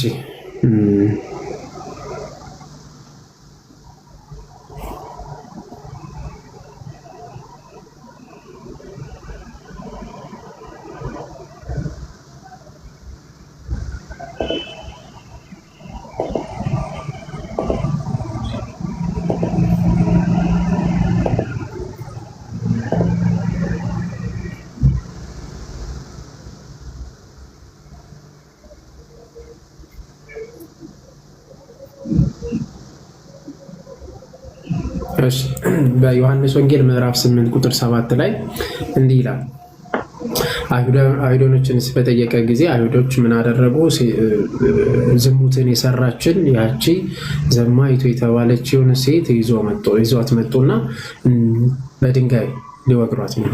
ላንብብልሽ። ምዕራፍ 8 ቁጥር ዮሐንስ ወንጌል ምዕራፍ 8 ቁጥር ከላይ ጀምረን ጻፎችና ፈሪሳውያን በምንዝር የተያዘችን ሴት ወደ እርሱ አመጡ። በመካከልም እርሷን አቁመው መምህሮ፣ ይቺ ሴት ስታመነዝር ተገኝታ ተያዘች። ሙሴም እንደዚህ ያሉትን እንዲወገሩ በሕግ አዘዘ። አንተ ስለ እርሷ ምን ትላለህ አሉት። በሚከሱበትንም እንዲያገኙ ልፈትኑት ይህን አሉ። ኢየሱስ ክርስቶስን ማለት ነው። ኢየሱስ ግን ጎንበስ ብሎ በጣቱ በምድር ላይ ጻፈ። መላልሰውን በጠየቁት ጊዜ ግን ቀና ብሎ ከእናንተ ኃጢአት የሌለበት አስቀድሞ በድንጋይ ይውገራት አላቸው። ደግሞም ጎንበስ ብሎ በጣቱ በምድር ላይ ጻፈ። እነርሱም ይህን ሲሰሙ ሕሊናቸው ወቅሳቸውና በሽማግሌዎች ጀምሮ እስከ ኋለኞች አንድ አንድ እያሉ ወጡ። ኢየሱስም ብቻውን ቀረ። ሴቲቱም በመካከል ቆማ ነበረች። ኢየሱስም ቀና ብሎ ከሴቲቱ በቀር ማንንም ባላየ ጊዜ አንቺ ሴት እነዛ ከሳሾችስ ወዴት አሉ? የፈረደብሽ ለምን የለምን አላት። እርሷም ጌታ ሆይ አንድ ስንኳ አለች። ኢየሱስም እኔ አልፈርድብሽም፣ ሂጂ ከአሁንም ጀምሮ ደግመሽ ኃጢአትን አትስሪ አላት። ጌታ ኢየሱስ ክርስቶስ ስለዚህ በብሉይ ኪዳን ውስጥ እንደዚህ የሰሩት ምን ይደረጉ ነበረ? ይወገሩ ነበረ፣ በሞት ቅጣት ይቀጡ ነበረ፣ ያው በስጋ ስለሆነ። በአዲስ ኪዳን ግን ያንን ፍርድ ዮሐንስ ወንጌል ምዕራፍ 8 ቁጥር 1 ጀምራችሁ አንብቡ። ስለዚህ ጥቅሱን ያላችሁ ዮሐንስ ወንጌል ምዕራፍ 8 ቁጥር 1 ጀምራችሁ እስከ 12 ድረስ አንብቡ። ጌታችን ኢየሱስ ክርስቶስ ላይ አሁን በአዲስ ኪዳን ማንንም መውገር አይችልም ማለት በዓለማዊ ሕግ ካልሆነ በስተቀር ስለ ኃጢአትሽ በንስሐ የምትመለሽ ነው እንጂ እንደ ትናንትና ወይም ደግሞ እንደ ሙሴ ሕግ ምን ያልነበረ በድንጋይ መወገር የለም ማለት ነው። ጌታችን ኢየሱስ ክርስቶስ ያንን ተክቶታል። የሚፈርደው ራሱ ጌታ ኢየሱስ ክርስቶስ ብቻ ነው። እርሱ ፍርዱ ሰማያዊ ነው። የዘላለም እሳትና የዘላለም ሕይወት ነው። ስለዚህ አንድ ሰው በንስሐ በተመለሰና ወደ እግዚአብሔር በቀረበ ጊዜ የዘላለም ሕይወትን ያገኛል። አልመለስም ካለ ግን ፍርዱ በእጁ ይፈረድበታል ማለት ነው። ስለዚህ ከዛ አንጻር በአዲስ ኪዳን ምንድነው? እኛም የካህን ልጆች ነን። በነገራችን የካህን ልጆች ነን ሁላችንም። የካህን ማነው? እርሱ የጌታ የኢየሱስ ክርስቶስ ካህናት ነን። የእሱ ካህን ልጆች ነን። ልጆች እንደመሆናችን ደግሞ ሴት ልጅ ወንድም ይሁን በነገራችን ሴት ልጅም ማለት ራሱን ማርከስ የለበትም። ራሱን ያረከሰ በንስሐ እስካልተመለሰ ድረስ የዘላለም ቅጣት ያገኛል። ይሄ አስተምሯችን ይቆረጣል በአዲስ ኪዳን። ያ የስጋ ሕግ ስለነበረ ነው። ይሄኛው ደግሞ በአዲስ ኪዳን የእንትን ሕግ ነው ማለት ነው። የሰማያዊ ወይም ደግሞ እስራኤል ዘነፍስ ሕግ ተብሎ የተሰጠ በክርስቶስ የሰጠ ነው ማለት ነው። ከዛ አንጻር ይታያል። ዮሐዴ ሜቢ ጨምርላት። አይ በቂ ነው አይ ቲንክ። እሺ በጣም ነው የማመሰግነው። ሁለተኛ ጥያቄ ጨምር። ሁለተኛው ደግሞ ገብቶኛል። አዎ አመሰግናለሁ። ሁለተኛው ጥያቄ ደግሞ መጽሐፍ ሕዝቅኤል ምዕራፍ 9 ቁጥር 6 ሕዝቅኤል። እሺ ሕዝቅኤል እሺ ምዕራፍ ስንት? ትንቢተ ሕዝቅኤል ምዕራፍ 6 ምዕራፍ 9 ቁጥር ስንት? ቁጥር 6 በስክሪፕቶ ስለጻፍኩት ይቅርታ። እሺ ቁጥር 6 እሺ ዮሐዴ ሄድበት።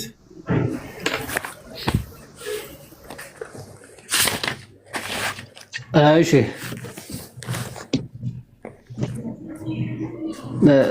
አንብበው እስኪ። እሺ ከላይ ላንብብልህ። እሺ የእስራኤል አምላክ ክብር በበላዩ በነበረበት ኪሩብ ተነስቶ ወደ ቤቱ መድረክ ሄዶ ነበር። በፍታም የለበሰው ጸሐፊውም ቀለም ቀንድ በወገቡ የያዘውን ሰው ጠራ።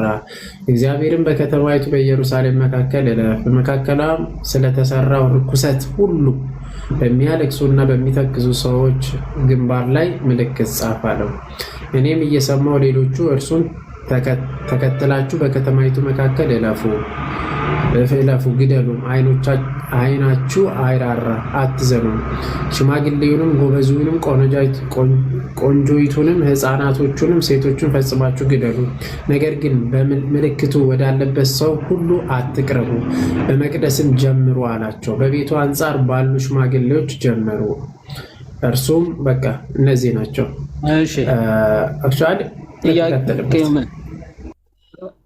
እኔ ጥያቄ እዚህ ጋር ማለት ቃል የተናገረው እግዚአብሔር ነው እና እሺ ቀጥይ ነው ጨርሰሽ ግደሉ አጥፏቸው ይላልና አባቶችን ሕፃናትን ማለት ለምንድን ነው እንደዚህ ያለው? እግዚአብሔር በቀለኛ ነው ማለት እንደዚህ ግደላቸው አጥፋቸው ያለው በቀለኛ ሆኖ ነው? ያ እሺ እግዚአብሔር እንግዲህ ቅድም መኩም እንዳለው የብሉይ ኪዳን ትእዛዛት ወይም ደግሞ የብሉይ ኪዳን ሕጎችን ተመልክተናቸው ከሆነ የስጋ ሕጎች ናቸው። መንፈሳዊ ፍርድ የለም። ምክንያቱም ሁሉም በመንፈሳዊ ሕይወታቸው ከእግዚአብሔር የተለዩ ከእግዚአብሔር የራቁ ናቸው እና ሕግ ራሱ ስጋዊ ሕግ ነው እና ምንድን ነው የሚለው ከላይ አንዴ እሺ እንትኑ አንድምታውን ላወጣና ላንበብላችሁ። ወይ ቤሉ እግዚአብሔር እንዲህ አለ። እሺ በማእከለ ሀገር ማእከለ ኢየሩሳሌም ሀገርና ኢየሩሳሌም አንድ ወገን ወደ ከተማይቱ ገብተ ይላል መጽሐፍ ትምህርተ ውስተ ፍጽሞሙ ለእደው እለሃዙ ወበከዩ በእንተ ኩሉ ርኩስ ዘኮነ በማእከለ በመካከሏ ስለሚሰራው ኃጢአት ባዘኑ በተከዙ ሰዎች በግንባራቸው ምልክት ጻፍባቸው አለ። ከኃጢአት ጋር ተማልተው እንዳይጠፉ እንዳይቀሰፉ ኦኬ ምልክቱን ታው ነው። ታው ማለት የዕብራይስጥ ቃል ማለት ነው። ኦኬ ታው በዕብራይስጥ ፍጻሜ ፊደል ነውና እንደዚህን ፈጽማችሁ ተው ሕዙናን ትኩዛን ናቸው ሲል ነው። ታውን በጥቁር ቀለም ይጻፍባቸዋል። በክንፋቸው ግን የታው ቁጥር ወይም ደግሞ 400 ነው። ታው የፊደሉ ቁጥር ማለት ነው እንደሆነ ዘመነ ኃጢአታቸው ተፈጽሟልና እነዚህም ፈጽማችሁ አጥፉ፣ ደማቸው ሊፈስ ይገባል ሲል ታውን በቀይ ቀለም ይጻፍባቸዋል። ቦ ቀለሙሰ አንድ ነው ብሎ ያው ጥቁሩ ቀለም በክንፋቸው ላይ ሲወድቅ እንደታየው ይላል። ባጭሩ እነዚህ ምን አድርገው ነው ከግብፅ ባርነት እግዚአብሔር አምላክ አውጥቷቸው? ኦኬ ከግብፅ ባርነት ያወጣቸው ግን የአሕዛብ ጣዖታትን ተከትለው ከግብፅ ያወጣን አምላካችን ይህንን ብለው ከነሱ ጋር ስለባዘኑ ስለሰይሰኑ እግዚአብሔር አምላክ የጣዖት አገልጋዮቹን ኦኬ ኤክስፕሊሲትሊ ህፃናት ምናምን ሽማግሌዎች ምናምን ሲል ከእድሜም አንጻር ብቻ አይደለም። ከምን አንጻር ነው? ከክህነት አገልግሎታቸው አንጻር ማለት ነው። ከክህነት አገልግሎታቸው የጣዖት ካህናትን ስፔሲፊካሊ የሚናገር ነው። ሽማግሌዎቻቸው ሲል በጣዖት ቤተ መቅደስ ውስጥ ትልቁን ድርሻ የሚይዙት ልክ እኛ በእግዚአብሔር አገልግሎት ውስጥ ምን እንደምንለው ጳጳሳት ኦኬ ደረጃ አለ አይደል? ጳጳሳት፣ ኤጲስቆጶሳት፣ ከዛ ቀሳውስት፣ ዲያቆናት እያለ ማይረግ አለ። ልክ እንደዚያ በጣዖት አገልግሎታቸው በክህነት ተከፋፍለው እንደዛ የሚያገለግሉ ሴቶች ነበሩ። ጭራሽ ህፃናቶቻቸውም ለማን እስከ መሰዋት ደርሰው ነበር? ለነዚህ ጣዖታት ማለት ለጣዖት ቤተ መቅደስ እስከ መሰዋት ድረስ ደርሰው ነበር። ይሄ ትንቢተ ሕዝቅኤል ምዕራፍ 16ን በግልጽ ይናገራል። ህፃናት ልጆቼን ለእነሱ እስከ መሰዋት ድረስ ደርሰው ማለት ይህን ያክል በእግዚአብሔር ላይ በደልን ግፍን ሲሰሩ የነበሩ ናቸው። ባይዘወይ እግዚአብሔር አምላክ እንደነዚህ አይነት ቅጣቶች በመጽሐፍ ቅዱስ ተጽፎ ሲገኙ ምንድነው ለማስጠንቀቂያ ኦኬ እንዲመለሱ፣ እንዲጠነቀቁ፣ እንዲፈሩ እንደዚህ አይነት ቅጣቶች ይቀጣል። ግን በጣም ከትዕግስት በጣም ብዙ ከታገሰ በኋላ ማለት ነው። እዚህ ክፍል ላይ ለ400 ዘመን ከታገሳቸው በኋላ ማለት ነው።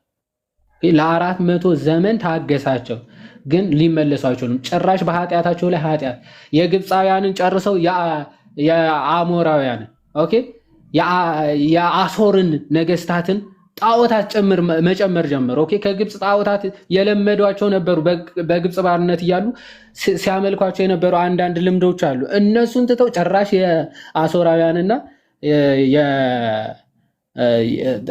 የሌሎች የአሞራውያንን ነገስታትን ጣዖታትን ተከትለው ማምለክ ጀመሩ እስራኤላውያን ማለት። ይሄ ትንቢተ ሕዝቅኤል እዛው 16ኛው ምዕራፍ ላይ በምሳሌ አነጋገር ለጥፋቷ ምክንያት የሆናትን ምሳሌ አነጋገር ሲናገር በግልጽ ይናገራል። እዛ ኢየሩሳሌምን ሲጠራት ከምን አይነት አጠራር እንደጠራት እግዚአብሔር አምላክ ሲናገር 2 ሴቶች ልጆች ነበሩ ብሎ ይጠራቸዋል። ምዕራፍ 23ም በተመሳሳይ መንገድ ማለት ነው። እና ኢየሩሳሌም በምን አይነት አጠራር ነበር የጠራት? ኢየሩሳሌም ሆይ በተወለድሽ ጊዜ በዚያው ቀን እትብትሽ አልተቆረጠም፣ ንጹሕም ትሆኚ ዘንድ በውሃ አልታጠብሽም፣ በጨውም አልተቀባሽም፣ በጨርቅም አልተጠቀለልሽም ነበረ ይላል እግዚአብሔር አምላክ።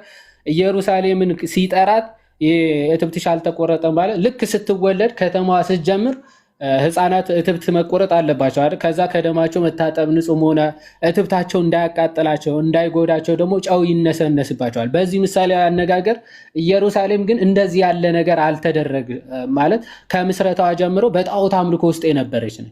እትብትሽ አልተቆረጠም። ከአባቶች ከአሞራውያንና ኬጢያውያን የጣዖት አምላኪዎች ዘር ነበሩ። ከዛ መካከል ለይቼ ነበር ያወጣሁሽ እያለ እግዚአብሔር አምላክ ይህን ሁሉ እንዲህ ሆነሽ አገኘሁሽ ይላል። በተወለድሽበት ቀን ከሰውነትሽ ጉስቁልና የተነሳ በሜዳ ላይ ተጣልሽ እንጂ ከዚህ አንዳች ይደረግልሽ ዘንድ ዓይን አራራልሽም፣ ማንም አላዘነልሽም ይላል። በእንደዚህ አይነት ውድቀት ውስጥ ሳለች ማንም ያነሳት የለም ኢየሩሳሌምን ይላል። ግን ቁጥር 8 ላይ በአንቺ ዘንድ ባለፍኩና ባየሁሽ ጊዜ እነሆ ጊዜሽ የፍቅር ጊዜ ነበረ፣ እኔም መጎናጸፊያዬን በላይሽ ላይ ዘረጋሁ፣ ኀፍረተ ሥጋሽንም ከደንኩ፣ ማልኩልሽም፣ ከአንቺ ጋር ቃል ኪዳን ገባው ይላል ጌታ እግዚአብሔር፣ አንቺም ለእኔ ሆንሽ ይላል። ከዛ ኢየሩሳሌምን በእንደዚህ አይነት አጠራር ከኃጢአት ከጣዖት አምልኮ ለይቶ መርጦ ቀድሶ ሕዝብ አድርጎ መርጧቸው ሳለ እንዲህ እነሱ ሳይፈልጉት እግዚአብሔር ፈልጎ መርጦ ለይቶ ቀድሶ እኔ ከአሕዛብ ሁሉ ቢመጡ እኔ እጠብቃቸዋለሁ፣ እኔ አድናቸዋለሁ፣ እኔ እውነተኛ አምላክ እንደሆንኩ ብቻ ተገዙ ብሎ ኢየሩሳሌም በእንደዚህ አይነት መንገድ ለይቶ የመረጣት እግዚአብሔር ከዛ ግን ምን አደረግሽ ይላታል። ከቁጥር 13 ላይ በወርቅና በብር አጌጥሽ፣ ልብስሽም ጥሩ በፍታ ሐር ወርቅ ዘውቦም ነበረ፣ አንቺም መልካም ዱቄትና ማረን ዘይትንም በላሽ፣ እጅግም በጣም ውብ ሆንሽ፣ ለመንግስትም ደረሽ ይላል። ወደ እንደዚህ አይነት ክብር እግዚአብሔር አደረሳት ይልና ለእኔም የወለድሻቸውን ወንዶችና ሴቶች ልጆችን ወስደሽ መብል ይሆኑ ዘንድ ሰዋሽላቸው ይላል። የእግዚአብሔር ልጆች የሆኑ እግዚአብሔር ለእርሱ አገልጋዮች የሆኑ ዘንድ የመረጣቸውን እስራኤላውያንን ለጣዖታት መብል እንዲሆኑ መስዋዕት ማድረግ ልጆችን አረድሽ ይላል። ለእነርሱም በእሳት በኩል አሳልፈሽ ሰጠሽ። በውኑ ጉልምትናሽ ጥቂት ነውን ይላል። ጥቂት አይደለም። የእስራኤል ጉልምትና በጣም ከባድ ነው።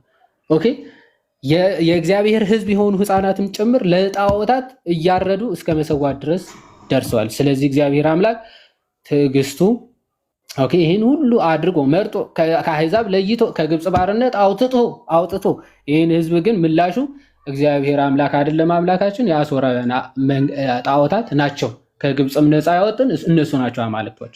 ስለዚህ እግዚአብሔር አምላክ ይህን ሕዝብ ላጠፋው ነው አለ።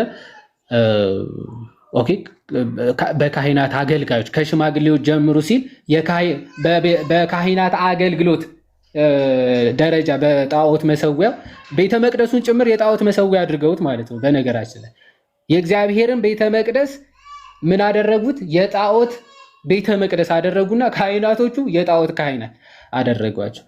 ያንን የካህናት አገልግሎት ሽማግሌዎች ሲል እንደ ጵጵስና፣ ወጣቶች ሲል ክህነት ላይ ያሉ፣ ህፃናት ሲል ድቁንና እንደዚህ አይነት አገልግሎት ላይ ያሉ ሁሉንም አንድም ሳታስቀር አጥፋ ማለት ነው።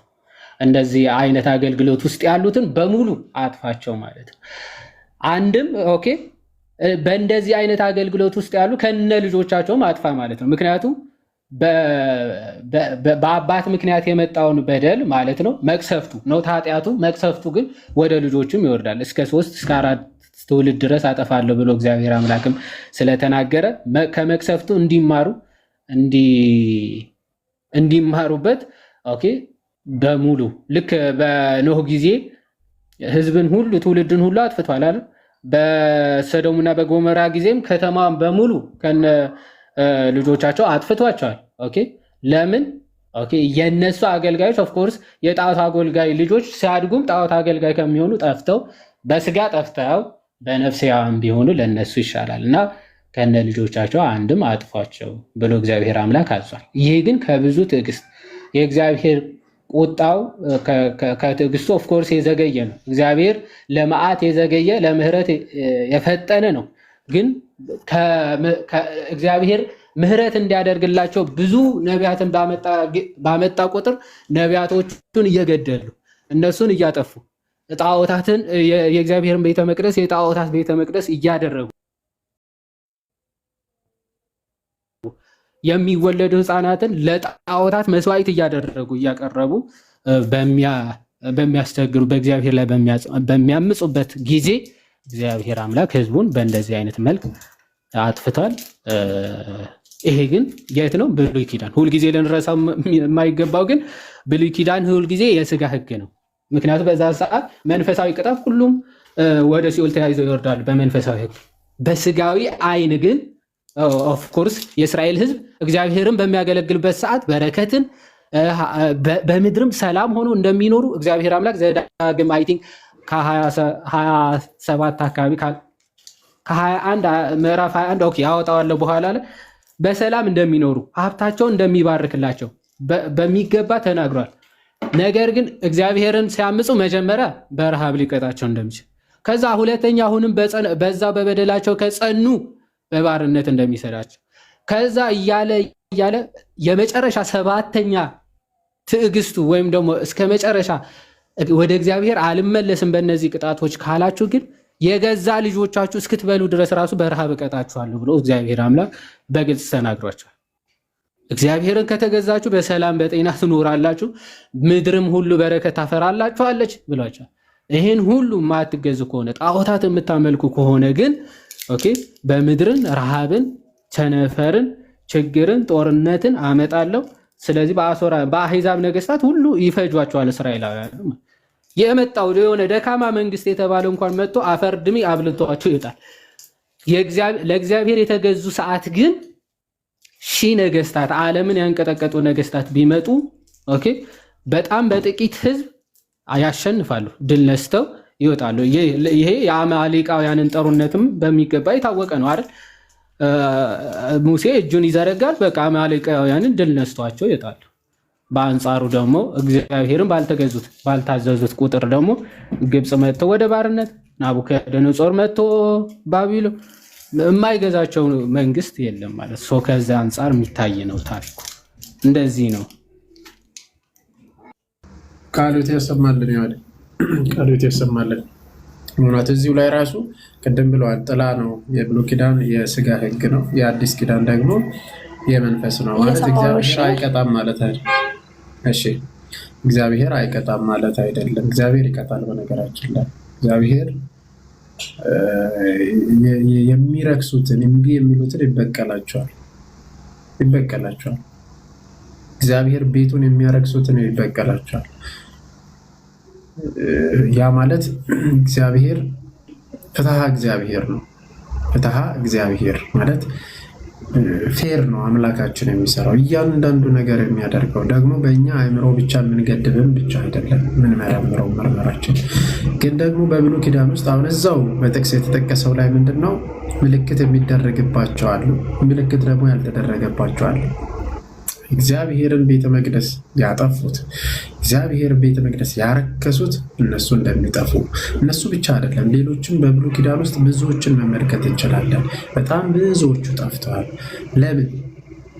ቤቱን ያረከሱ፣ መንገዱን ያልተከተሉ፣ እሳት እንኳን ከሰማይ ዘንቦ ጨርሷቸዋል።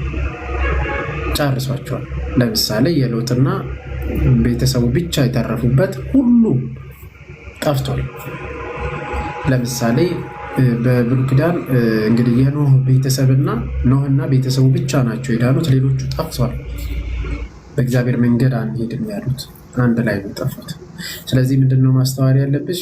ይሄ ደግሞ ይህ ሁሉ ለአዲስ ኪዳን ምሳሌ ነው።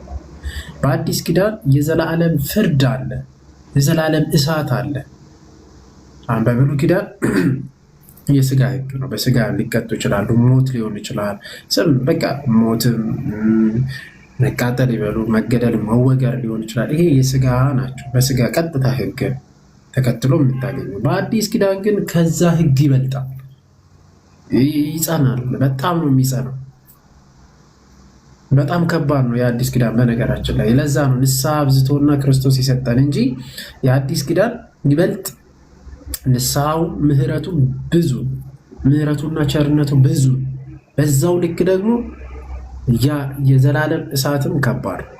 ስለዚህ ማመን አለማመን ውስጥ በአዲስ ኪዳን ውስጥ እንግዲህ የሚድኑት መርከቢቱ ውስጥ የሚገቡ ለምሳሌ በመርከቢቱ የተባለችው ቤተክርስቲያን ናት። ቤተክርስቲያን ውስጥ የሚገቡት ይድናሉ፣ ይሻገራሉ። ከዛ ውጭ የሆኑት ግን ይጠፋሉ። ከቤተክርስቲያን ውጭ ያሉት ይጠፋሉ። በኖህ ቤተሰብ እና ሌሎቹ እንደጠፉት ነው። ስለዚህ ይጠፋሉ ባይነሚንስ በስጋ ነው። በስጋማ ይሄው አብረን እየኖርን ነው። አንዱ ለአንዱ መልካም እያደረግን ይሄው እየኖርን ነው።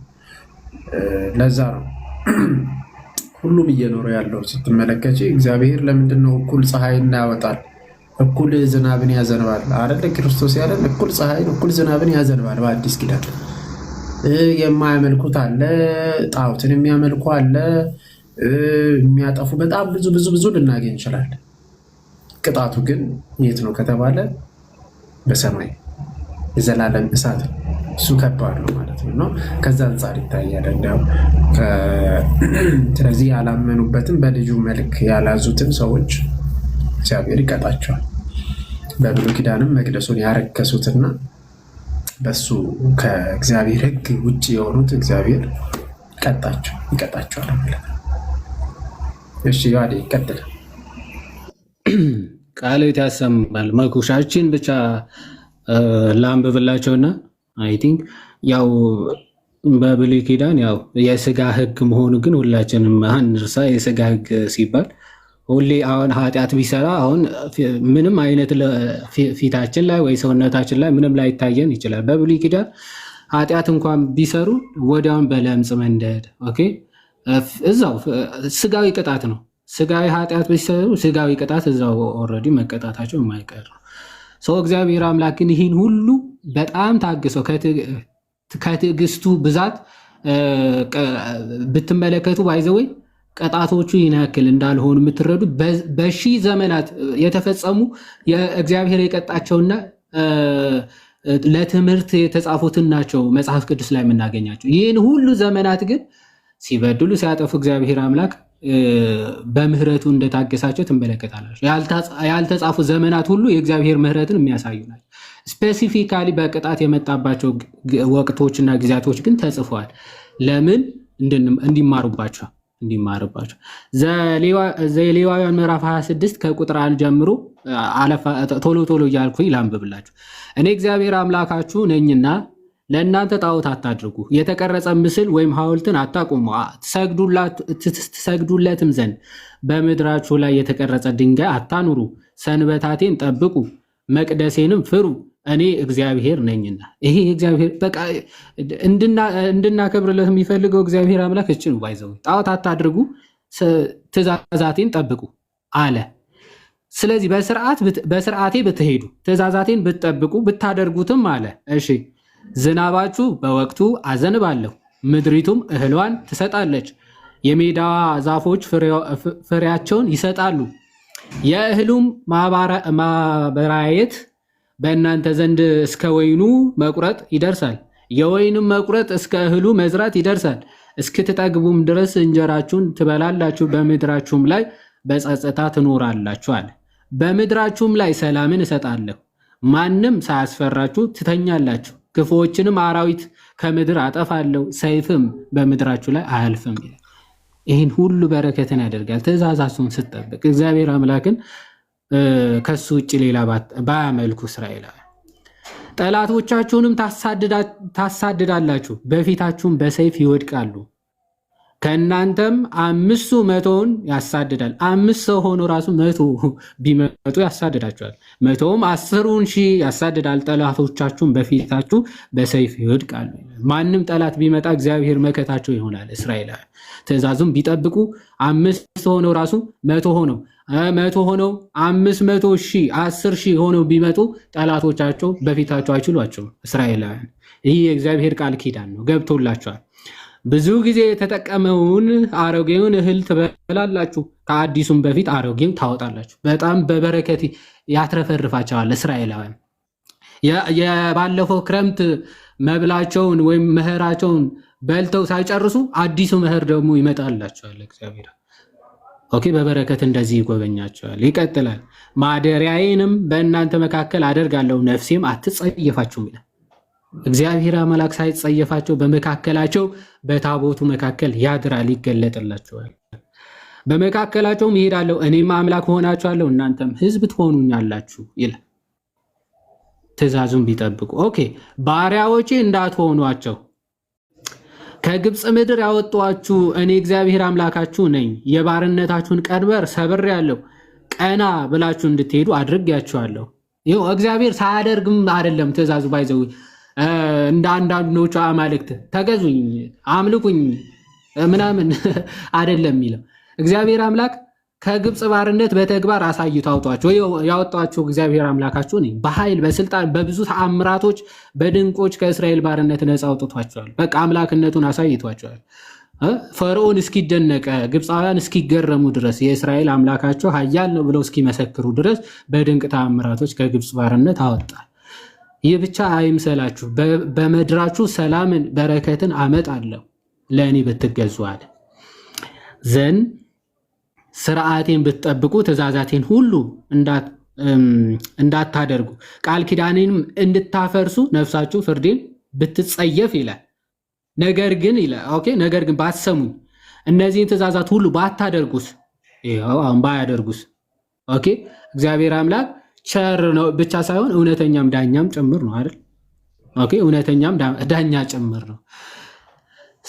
ባሰሙኝስ እነዚህ ትእዛዛት ሁሉ ባታደርጉስ፣ አይ እሱ አይደለም አምላካችን የግብፅ ጣዖታት ናቸው ያዳኑን ካሉ ኦኬ፣ ስለዚህ ከእግዚአብሔር እስቲ የግብፅ ጣዖታት የሚያድኗቸው ከሆነ እግዚአብሔር አምላክ ደግሞ በመከራ ይፈትናቸዋል ማለት ኦኬ። ስለዚህ ስርዓቴን ብትንቁ ትእዛዛቴንም ሁሉ እንዳታደርጉ ቃል ኪዳኔንም እንድታፈርሱ ነፍሳችሁ ፍርዴን ብትጸየፍ ኦኬ፣ እኔም እንዲህ አደርግባችኋለሁ፣ ፍርሃትን ክሳትንም ዓይናችሁንም የሚያፈዝ ሰውነታችሁንም የሚያማስን ትኩሳት አወርድባችኋል። ፍጥረታቱን ሁሉ የሚታዘዙለት ጌታ ነው። ፀሐይን ያወርዳል። ኦኬ፣ የሚያደክማቸው ትኩሳትን በዘራቸው ላይ ያፈሳል። ዘራችሁንም በከንቱ ትዘራላችሁ፣ ጠላቶቻችሁንም ይበሉታልና። ሄደው ይዘራሉ፣ ፍሬ ያፈራ የበቀለውን ጠላቶች መጥተው ይበሉባቸዋል ማለት ኦኬ። ፊቴንም አከብድባቸዋለሁ፣ በጠላቶቻቸውን ፊት ትወድቃላችሁ። በቃ በጠላቶች ላይም ሞገስ ፊት ኃይል ስልጣን አይሰጣቸውም፣ በጠላቶቻቸው ፊት ይወድቃሉ። የሚጠሏችሁም ይገዟቸዋል፣ ማንም ሳያሳደዳችሁ ትሸሻላችሁ። ጠላት ሳይመጣ ሁሌ በመፍራትና በመንቀጥቀጥ ይኖራሉ፣ ይረዳሉ። አንተና መጣ ይሄ መጥቶ ሊወረን ነው ሊከበን ነው እያሉ በመፍራት በመጨነቅ ይደነግጣሉ። ከዛ እንዲህ ሲሆኑ ከተመለሱ ወደ እግዚአብሔር አምላካቸው ኦኬ፣ እግዚአብሔር አምላክን በረከቱ ረድኤቱ ጠብቆቱን ያሳያቸዋል። እስከዚህም ድረስ ባሰሙኝ፣ አሁንም ባሰሙ እንደዚህ አድርጉ የሆነ በሚመጣው በሚሄደው ምናምን በዘሩ ሳይባረኩ ሲቀሩ እግዚአብሔር እንደራቃቸው እግዚአብሔር ከነሱ እንደተለየ ባይረዱ ባያስተውልስ አሁንም ይቀጥላል። ስለ ኃጢአታችሁ በቅጣታችሁ ላይ 7 እጥፍ ጨምራለሁ። አሁንም ከኃጢአታቸው እንዲመለሱ 7 እጥፍ ቅጣት ይጨምርላቸዋል። ምን? የኃይላችሁን ትዕቢት እሰብራለሁ፣ ትዕቢታቸውን ይሰብራል። ሰማያችሁንም እንደ ብረት ምድራችሁንም እንደ ናስ አደርጋለሁ። ጉልበታችሁን በከንቱ ያልቃል፣ ምድራችሁም እህሏን አትሰጥም፣ የምድርም ዛፎች ፍሬያቸው አይሰጡም ይላል። በቃ በእንደዚህ ምድር ይዘራሉ፣ በረከትን ፍሬ ምናምን ያጣሉ። በእንቢተኝነትህም ብትሄድብኝ ባትሰሙኝም እንደ ኃጢአታችሁ መጠን በመቅሰፍት ላይ 7 እጥፍ እጨምራለሁ። አሁንም ይጨምራል ባይመለሱ እንደዚህ። ይሄ ሁሉ የእግዚአብሔር ትዕግስት የሚያሳይ ነው። በነገራችን አላጠፋቸውም እስካሁን፣ ግን በተፈጥሮ ፍሬ ባለማፍራታቸው ምድር ለእነሱ አልገዛ ማለቷ፣ ነገስታት እነሱን ማስፈራታቸውን ይህን ሁሉ ተመልክተው እግዚአብሔር አምላካቸው እንደራቃቸው እየተቆጣቸው እንደሆነ እንዲያስተውሉ እንደዚህ ምልክቶች እየሰጣቸው፣ አሁንም ይህን ባሰሙስ እንዲህ ብላቸው አይ እሱ አይደለም እሱ ምንም አያመጣም ብለው አሁንም በእንቢተኝነታቸው ቢቀጥሉ 7 እጥፍ አሁንም ይጨምራል። እሺ በመካከላችሁም የምድር አራዊት እሰዳለሁ፣ ልጆቻችሁንም ይነጥቃሉ፣ እንስሳቶቻችሁንም ያጠፋሉ፣ እናንተንም ያሳንሳሉ፣ መንገዶቻችሁም በረሃ ይሆናል። አሁን የምድር አራዊት ራሱ ይነሱባቸዋል። እየተነሱ የዘሯቸውን ብቻ አይደለም ጨምረው ልጆቻቸውን መብላት በልጆቻቸውም እየሄዱ እንዲበሏቸው ስልጣን ያደርጋቸው አይከለክላቸውም። አራዊቶቹ በእነሱ ላይ እንዲሰለጥኑባቸው ማለት። ስለዚህ እየሄዱ ልጆቻቸው እየነጠቁ መብላት ይጀምራሉ አራዊቶቹ። እስከዚህ ድረስ ባትቀጡ በእንቢተኝነትም ብትሄዱ አሁንም እግዚአብሔር እንዲህ እያደረጉ እግዚአብሔር እየቀጣችሁ እንደሆነ ማታስተውሉ እምቢተኞች ሆናችሁ በእምቢተኝነታችሁ አሁንም የምትቀጥሉ ከሆነ እኔ ደግሞ በእምቢተኝነታችሁ እሄድባችኋለሁ፣ ስለ ኃጢአታችሁም 7 እጥፍ እመታችኋለሁ ይላል። አሁንም በኃጢአታቸው በዛ ጸንተው የሚቀጥሉ ከሆነ አሁንም እግዚአብሔር አምላክ በቅጣት እስኪመለሱ ድረስ ይቀጥላል። የቃል ኪዳኔንም በቀል ይበቀላችሁ ዘንድ ሰይፍ አመጣባችኋለሁ፣ ወደ ከተማችሁም ትሰበሰባላችሁ፣ ቸነፈርንም እሰድባችኋለሁ፣ በጠላትም እጅ አሳልፌ እሰጣችኋለሁ። ይህን ሁሉ ካደረገ በኋላ አሁንም የማይመለሱ ከሆነ በቃ በጠላት እጅ ተላልፎ ይሰጣሉ፣ ማንም መጥቶ ይማርካቸዋል። የእህላችሁንም ድጋፍ በሰበርኩ ጊዜ 10 ሴቶች እንጀራቸውን በአንድ ምጣድ ይጋግራሉ፣ በሚዛንም መዝነው እንጀራችሁን ይመልሱላችኋል፣ በበላችሁም ጊዜ አትጠግቡም ይላል። 1000 እንጀራ ተጋግሮ 1000 ብትበሉ አትጠግቡ። በቃ በረከት የለውም ምግባችሁ። እንዲህ እስኪሆን ድረስ እቀጣችኋል። አሁንም እግዚአብሔር ይህን ሁሉ ትዕግስቱ እንዲማሩ እንዲመለሱ፣ አሁንስ እምቢ ቢሉ እስከዚህም ድረስ ባትሰሙ እምቢተኝነታችሁን ብትሄዱ በእምቢተኝነትን ብትሄዱብኝ እኔ ደግሞ በቁጣ ሄድባችኋለሁ፣ ስለ ኃጢአታችሁም 7 እጥፍ እቀጣችኋለሁ እያለ እግዚአብሔር ትዕግስቱን ምን ያክል እንደሚታገሳቸው በእነዚህ መቅሰፍቶችና በእነዚህ መዓቶች ራሱ እንዲመለሱና እሱን እንዲያመልኩ ወደ አምልኳቸው እንዲመለሱ በእንደዚህ እንደሚያስተምራቸው፣ እምቢ ሲሉ መጨረሻ ላይ ግን ምን ያደርጋቸዋል? ሁሉንም ያጠፋቸዋል። እስከ ማጥፋት ድረስ ይደርሳል። እግዚአብሔር ይህን ሁሉ አድርጎባቸው በሱ ሉዓላዊነት በሱ አምላክነት ላይ ከተገዳደሩ በቃ እግዚአብሔር አምላክ ያጠፋቸዋል። የሚያመልኳቸው አማልክት የሚያድኗቸው ከሆነ ተመልከቱ፣ መማማሪያ ያደርጓቸዋል። ከነሱ የሚቀጥለው ትውልድ እንዲማር እግዚአብሔር አምላክ በማጥፋት ራሱ ይቀጣቸዋል። ስለዚህ የእግዚአብሔር ትዕግስት በጣም ድንቅ ነው። ታግሶ ግን በመዓት ሲያጠፋ ደግሞ ከሱ እጅ የሚያስጥል ማንም የለም። አሁንም እየታገሰን ነው። በነገራችን ላይ የእነሱ እንደውም ስጋዊ ቅጣት ነው። አሁን እኛ ክርስቲያኖች ወይም ደግሞ አሁን በዚህ ዓለም ላይ ያሉ አሕዛብ እግዚአብሔር አምላክ በስጋ ተገልጦ አስተምሯል፣ ሰብኳል። ልክ ሐዋርያት ሥራ እንደሚናገር ዕብራውያን ምዕራፍ 10 ላይ እንደሚናገረው ሐዋርያ ቅዱስ ጳውሎስ ለመላእክት የተሰጠው ትእዛዝ ይህን ያክል ጽኑ ከሆነ ይልና የእግዚአብሔር ልጅ ተገልጦ የተናገረው ትእዛዝማ ምን ያክል ምንኛ ከባድ ነው፣ ምን ያክል ፍርድ ያመጣል ብሎ ይናገራል።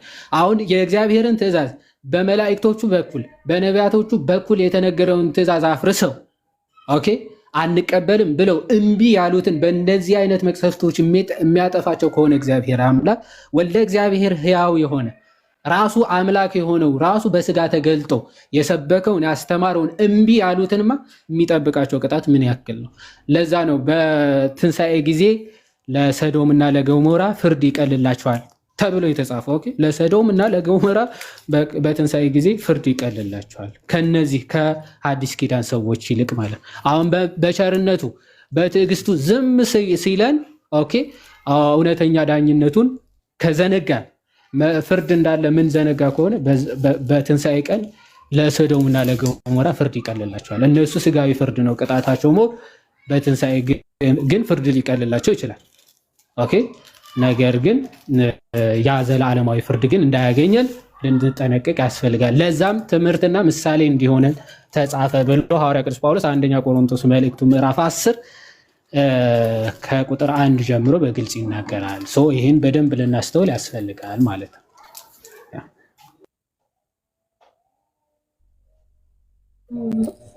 እጅግ አድርጌ በጣም አመሰግናለሁ። ተባረኩልኝ። እሺ፣ እግዚአብሔር ያክብርልን። መንፈስ ቅዱስ ሰው ሳይቀበል መዳን ይችላል?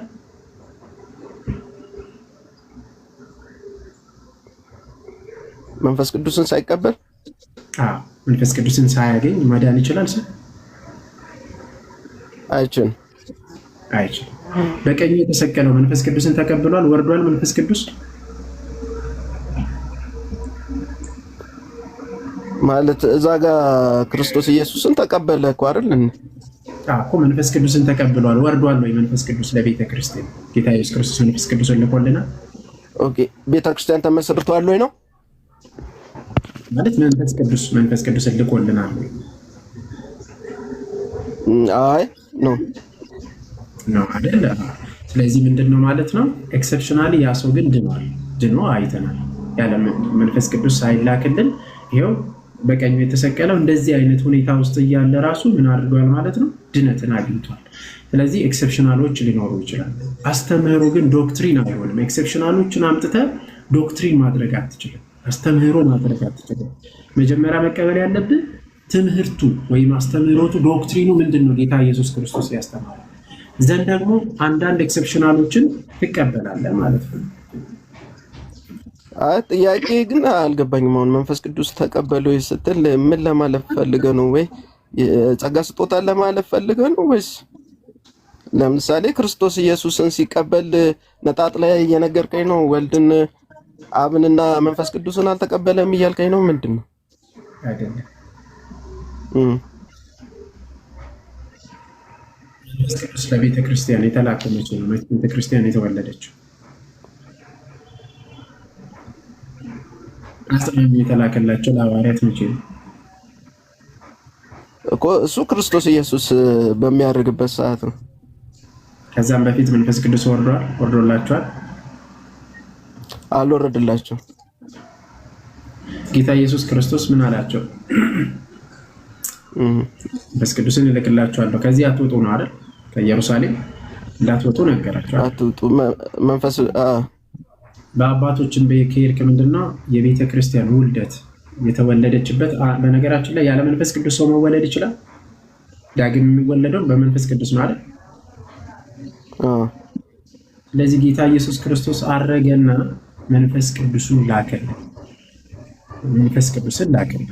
ሰው የሚወለደው ዳግም ከውሃና ከመንፈስ ነው።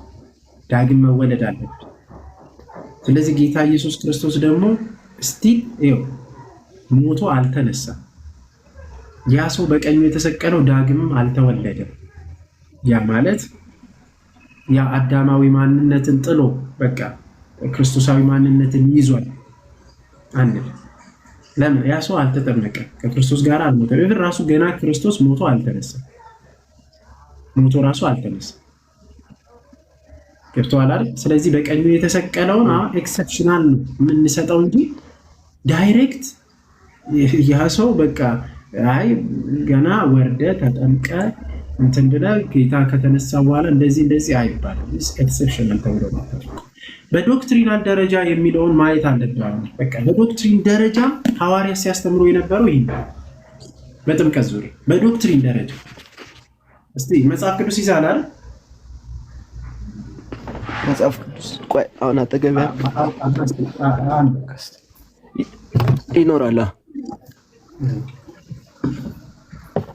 ሮሜ ምዕራፍ 6 ነው።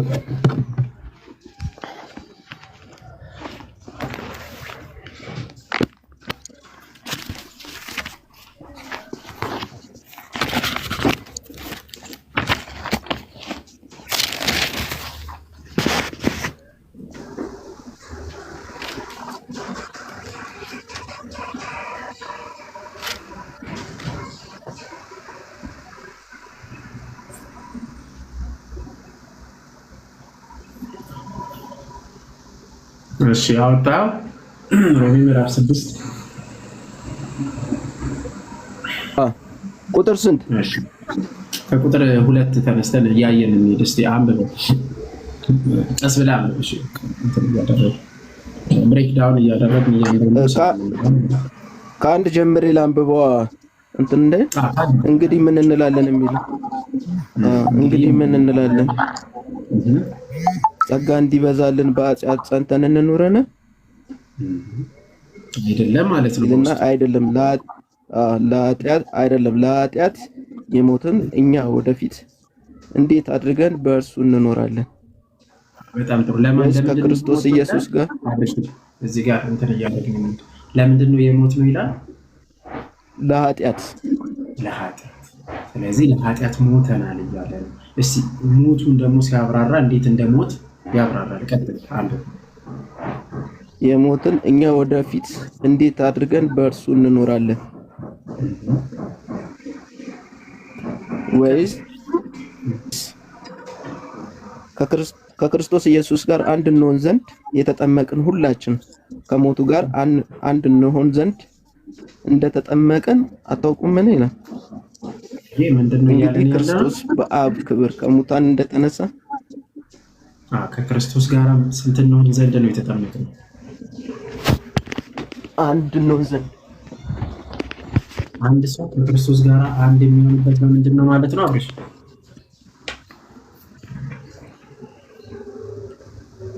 በመጠመቅ በጥምቀቱ ከክርስቶስ ጋር አንድ ይሆናል።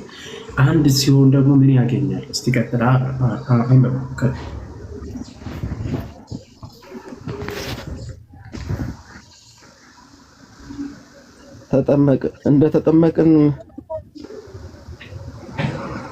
እንደተጠመቅን አታውቁምን? እንግዲህ ክርስቶስ በአብ ክብር ከሙታን እንደተነሳ እንዲሁ እኛም በአዲስ ሕይወት እንድንመላለስ ከሞቱ ጋር አንድ እንሆን ዘንድ በጥምቀት ከእርሱ ጋር ተቀበረ። ጥሩ። በምን እንመላለስ? ምንድን ነው የተሰጠን ማለት ነው? ልክ ተጠምቀን ስንነሳ በምን በአዲስ ሕይወት አይደል የሚለው? በአዲስ ሕይወት በአዲስ ሕይወት እንድንመላለስ ልክ ስንጠመቅ ስንነሳ ክርስቶስ እንደሞተ ሁሉ እንደተነሳ አዲስ እንድንመላለስ አሮጌ ማንነት አለ ማለት ነው። ማለት አሮጌው ነበረ፣ ይሄ ደግሞ አዲሱ ማንነት ደግሞ አለ ማለት ነው። ገባ? ስለዚህ በአዲስ ሕይወት አለ። አዲስ ሕይወትን እናገኛለን። ቀጥል።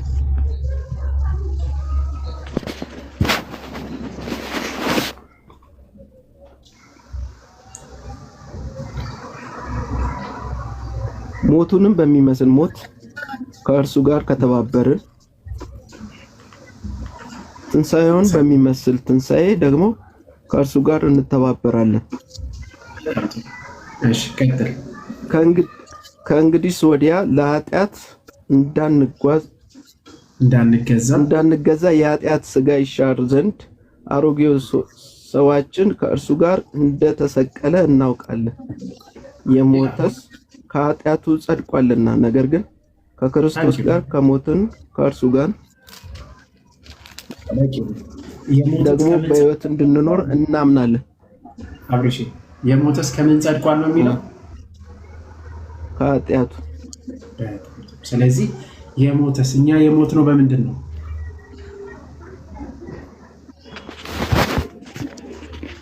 የሞት ነው በምንድን ነው?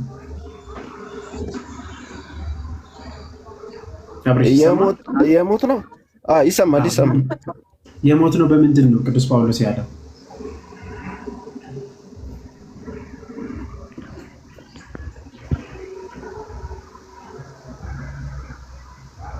አብርሽ እየጠበቅኩ የሞት ነው በምንድን ነው?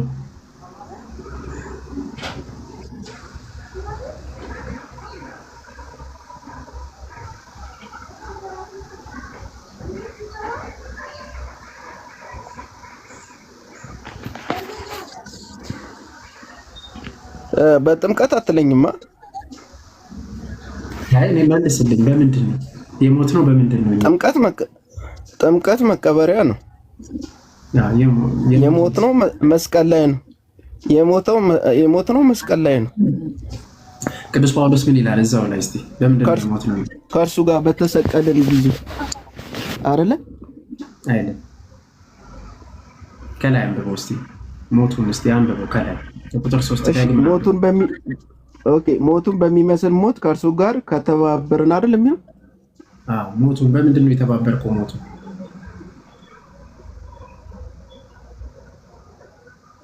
አብሬው በመሰቀል ከእርሱ ጋር ተሰቅያለሁ ብዬ ነው። እንዴት ነው የተሰቀልከው አንተ? ተሰቅለሃል? በማመን ነው የተሰቀልከው። በመተባበር ማለት ነው። በመተባበር በእምነት ስለኔ ሞታል ይላል። ምን ላይ ነው? እስቲ በእምነት ነው የምንተባበረው ክርስቶስን የሚለው እስቲ አንድ ጥቅስ አለ እኮ። ሰው ሳይሞት ነው የሚቀበረው? እሱ መልስልኝ እስቲ። እኔ መልስልኝ ማለት አንድ ጥቅስ ይኖራል። ጥምቀት መቀበሪያ ነው አይደለ? ጥምቀት መቀበሪያ ነው አይደለም? እሱን መልስልኝ። አሁን እሱን ጥምቀት መሞቻ ነው መቀበሪያ ነው? ሁለቱም በጥምቀት ውስጥ ነው ሁለቱን የምናገኘው። ስለዚህ አሁን የኔ ጥያቄ አንድ ጥቅስ አለ እንተባበራለን የሚልበት ማለት ነው። ቆይ መሞትም መቀበርም አንድ ነው እያልከኝ ነው? ስትሞት ሞተን ትቀበራለህ። እዛው ላይ እስቲ አንብበው እስቲ። ስለዚህ ክርስቶስ ኢየሱስ መስቀል ላይ አልሞተም እያልከኝ ነው? ምንድን ነው ሞተ? ከምንድን ነው የምንተባበረው? በምንድን ነው የምንተባበረው? ሳይሞት ነው የተቀበረው? በምንድን ነው የምንተባበረው? አብርሽ ይቺን መልስልኝ። ክርስቶስ ኢየሱስ የሞተው ሲቀበር ነው በተሰቀለ ሰዓት? አንዴ እሺ፣ በቀራንዮ ላይ የተሰቀለ ጌታ ኢየሱስ ክርስቶስ ከዛ ተቀበረ፣ ሞተ፣ ተቀበረ። ያንን ሞቱን ደግሞ መስቀል ላይ ነው የሞተው። በመስቀል ላይ ኢየሱስ ክርስቶስ የሞተው መስቀል ላይ ነው። ስለዚህ እኛ የምንሞተው ምን ላይ ነው? መስቀል ላይ ልትለኝ ባልሆነ እንጃ። በመስቀል ላይ አንሰቀል መቼ። ሞታችን ልክ ስንጠመቅ ነው። አንብበው ታዲያ። እሺ መቀበር ሲባል መጽሐፉ ይመልስልኝ። መጽሐፉ እኮ አሁን እናንተ ያወራ ነው እኮ መጽሐፉ ላይ አለ ቃል በቃል አለ። እስቲ ቁጥር 3 ነው ቃል በቃል እንዴት እንደምንተባበር ቁጥር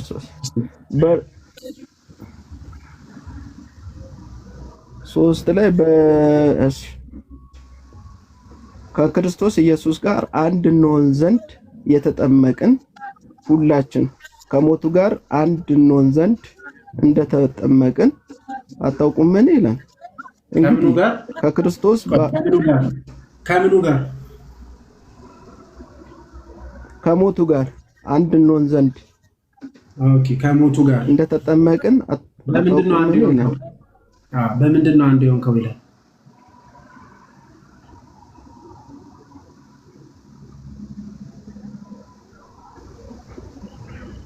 እኮ አንድ እንሆን ዘንድ የተጠመቅን ነው የሚለው። በምንድን ነው የተባበርነው? በምንድን ነው አንድ የሆን ነው? ሞቱ በጥምቀት ይላል እኮ የተጠመቅን ይላል እኮ እዚህ። ለምንድን ነው የማትቀበለው? ለቃሉ ታማኝ መሆን አለበት። ለቃሉ ታማኝ ካልሆንሽ ይሄንን እኮ እኔ ተስማምቻለሁ እኮ ምንም የተቃረንኩት ነገር የለም። ታዲያ ከተስማማ ደግሞ የምትሞተው የምትተባበረው ሞቱን በጥምቀት ነው ካለ አሜን ብለህ ተቀበል በቃ። ስለዚህ የሞተስ ከኃጢአቱ እኮ በሞቱ ተባበረን ሲል ክርስቶስ ኢየሱስ የሞተው ምን ላይ መስቀል ላይ ነው አይደለም ስለ አዎ አልከኝ። አዎ መስቀል ላይ ነው የሞተው። እሺ ሶስቱም ለምሳሌ ከክርስቶስ ጋር ተሰቀልን፣ ከክርስቶስ ጋር ተቀበርን፣ ከክርስቶስ ጋር ተነሳን ነው የጥምቀት ምሳሌ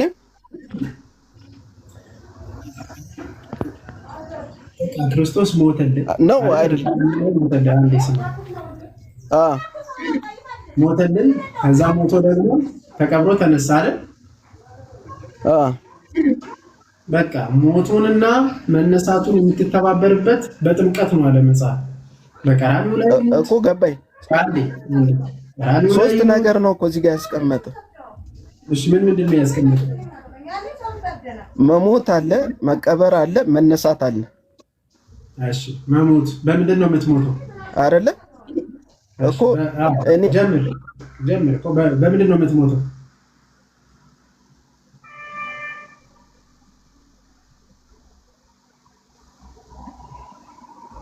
በምንድን ነው የምትሞተው? አብርሽ መልስልኛ ቶሎ።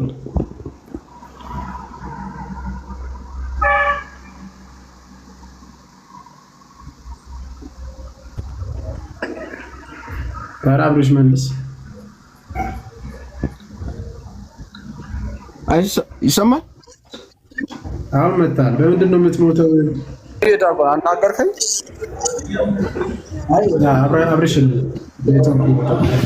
አብርሽ ተመልሳ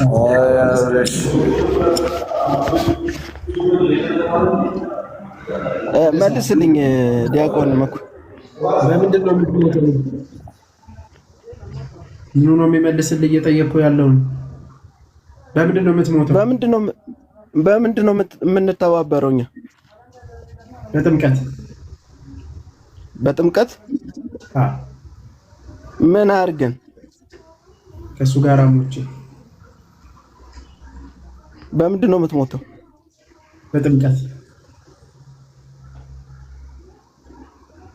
ጥምቀት መቀበሪያ ነው። ሁለቱም እኮ ሰው ሳይሞት ይቀበራል ወይ? ሰው ሳይሞት ይቀበራል? እንጃ። መቀበሪያ የሚለውን አንዴ መቀበሪያ የሚያመጣ አንተ ነህ። እንደዛ አይልም መጽሐፉ የሚለው። አንዴ ቆይ አትሳቅ። መጽሐፉ የሚለው ሞቱን የምንተባበርበት በምንድን ነው አለ?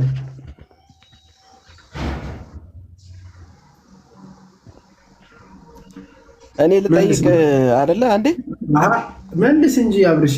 ሞቱን የምንተባበረው በምንድን ነው አለ መጽሐፉ። የመጽሐፉን ነገር እኮ ጥምቀቱ መተባበር ነው አይደለ? በምን ምኑ? ከሱ ጋር ሞቼ ያለው አይደለ? ከሱ ጋር ተቀብሬ ያለው ሞቱን ነው ወይስ ሞቱን አይደለም? ሞቱን ነው። በምን በእምነት ነው ወይስ በጥምቀት ነው የሚለው እኮ አንተ መልስልኝ። መቀበር ማለት ምን ማለት ነው? መሸፈን ነው አይደለ? የምንሸፈነው ደግሞ በጥምቀቱ ነው። አራታ ዝገኝ በጌታ ስም። በቃ ሞተ። አንድ ሰው የሚሞተው ከክርስቶስ ጋር ሲጠመቅ ነው። መጽሐፉ አለ። ሞቶ ነው የሚጠመቀው። መጽሐፉ እንደዛ ነው። ሶሪ በጥምቀት ነው አይደለ? አንዴ በደምብ ሰው የሚሞተው የሚተባበረው ያንን ሞትን በጥምቀት ነው አለ መጽሐፍ ቅዱስ ቃል በቃል። እኔ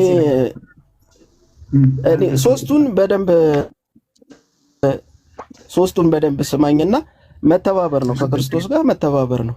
ከሱ ጋር ሞቼ ያለው፣ ከሱ ጋር ተቀብሬ ያለው፣ ከሱ ጋር ተነስቻለሁ ነው አይደል? በቃ ጥምቀት ትርጉም ጥምቀት ማለት ከክርስቶስ ጋር መሞት፣ ከክርስቶስ ጋር መነሳት እኮ። እሺ ከሱ ጋር ተቀብሬ ያለው ስትል ሳትሞት ነው ወይ የምትቀበረው ነው የምልህ? ተቀብሬ ያለው አላልኩም። ከሱ ጋር ሞቼ ያለው ነው የሚለው።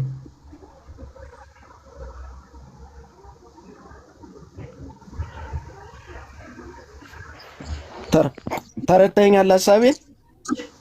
ሀሳብን ተረድቻ ማለት ሀሳብ እኔ አላውቅም። መቀበር እኔ አንተ ለይተህ ከፍለህ መቀበር። ቆይ አንዴ ስማኝ።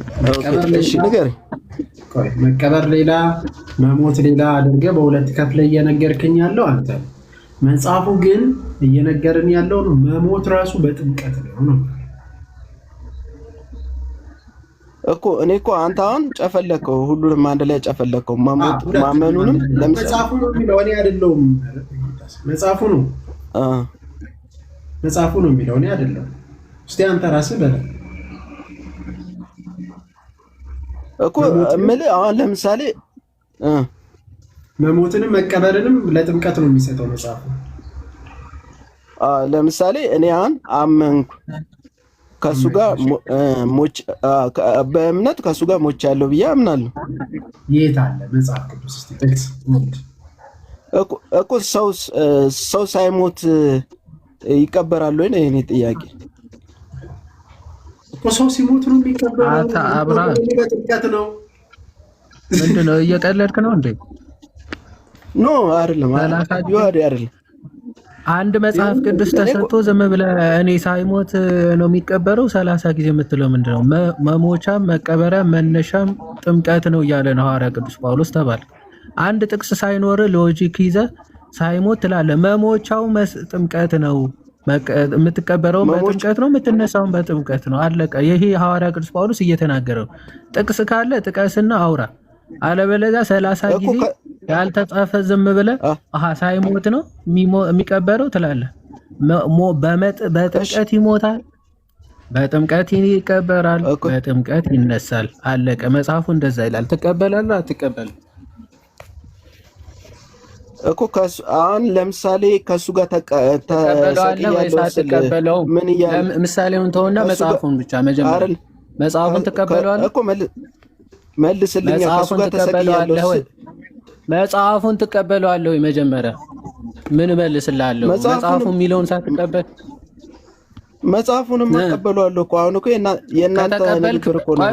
ቆይ ከተቀበልክ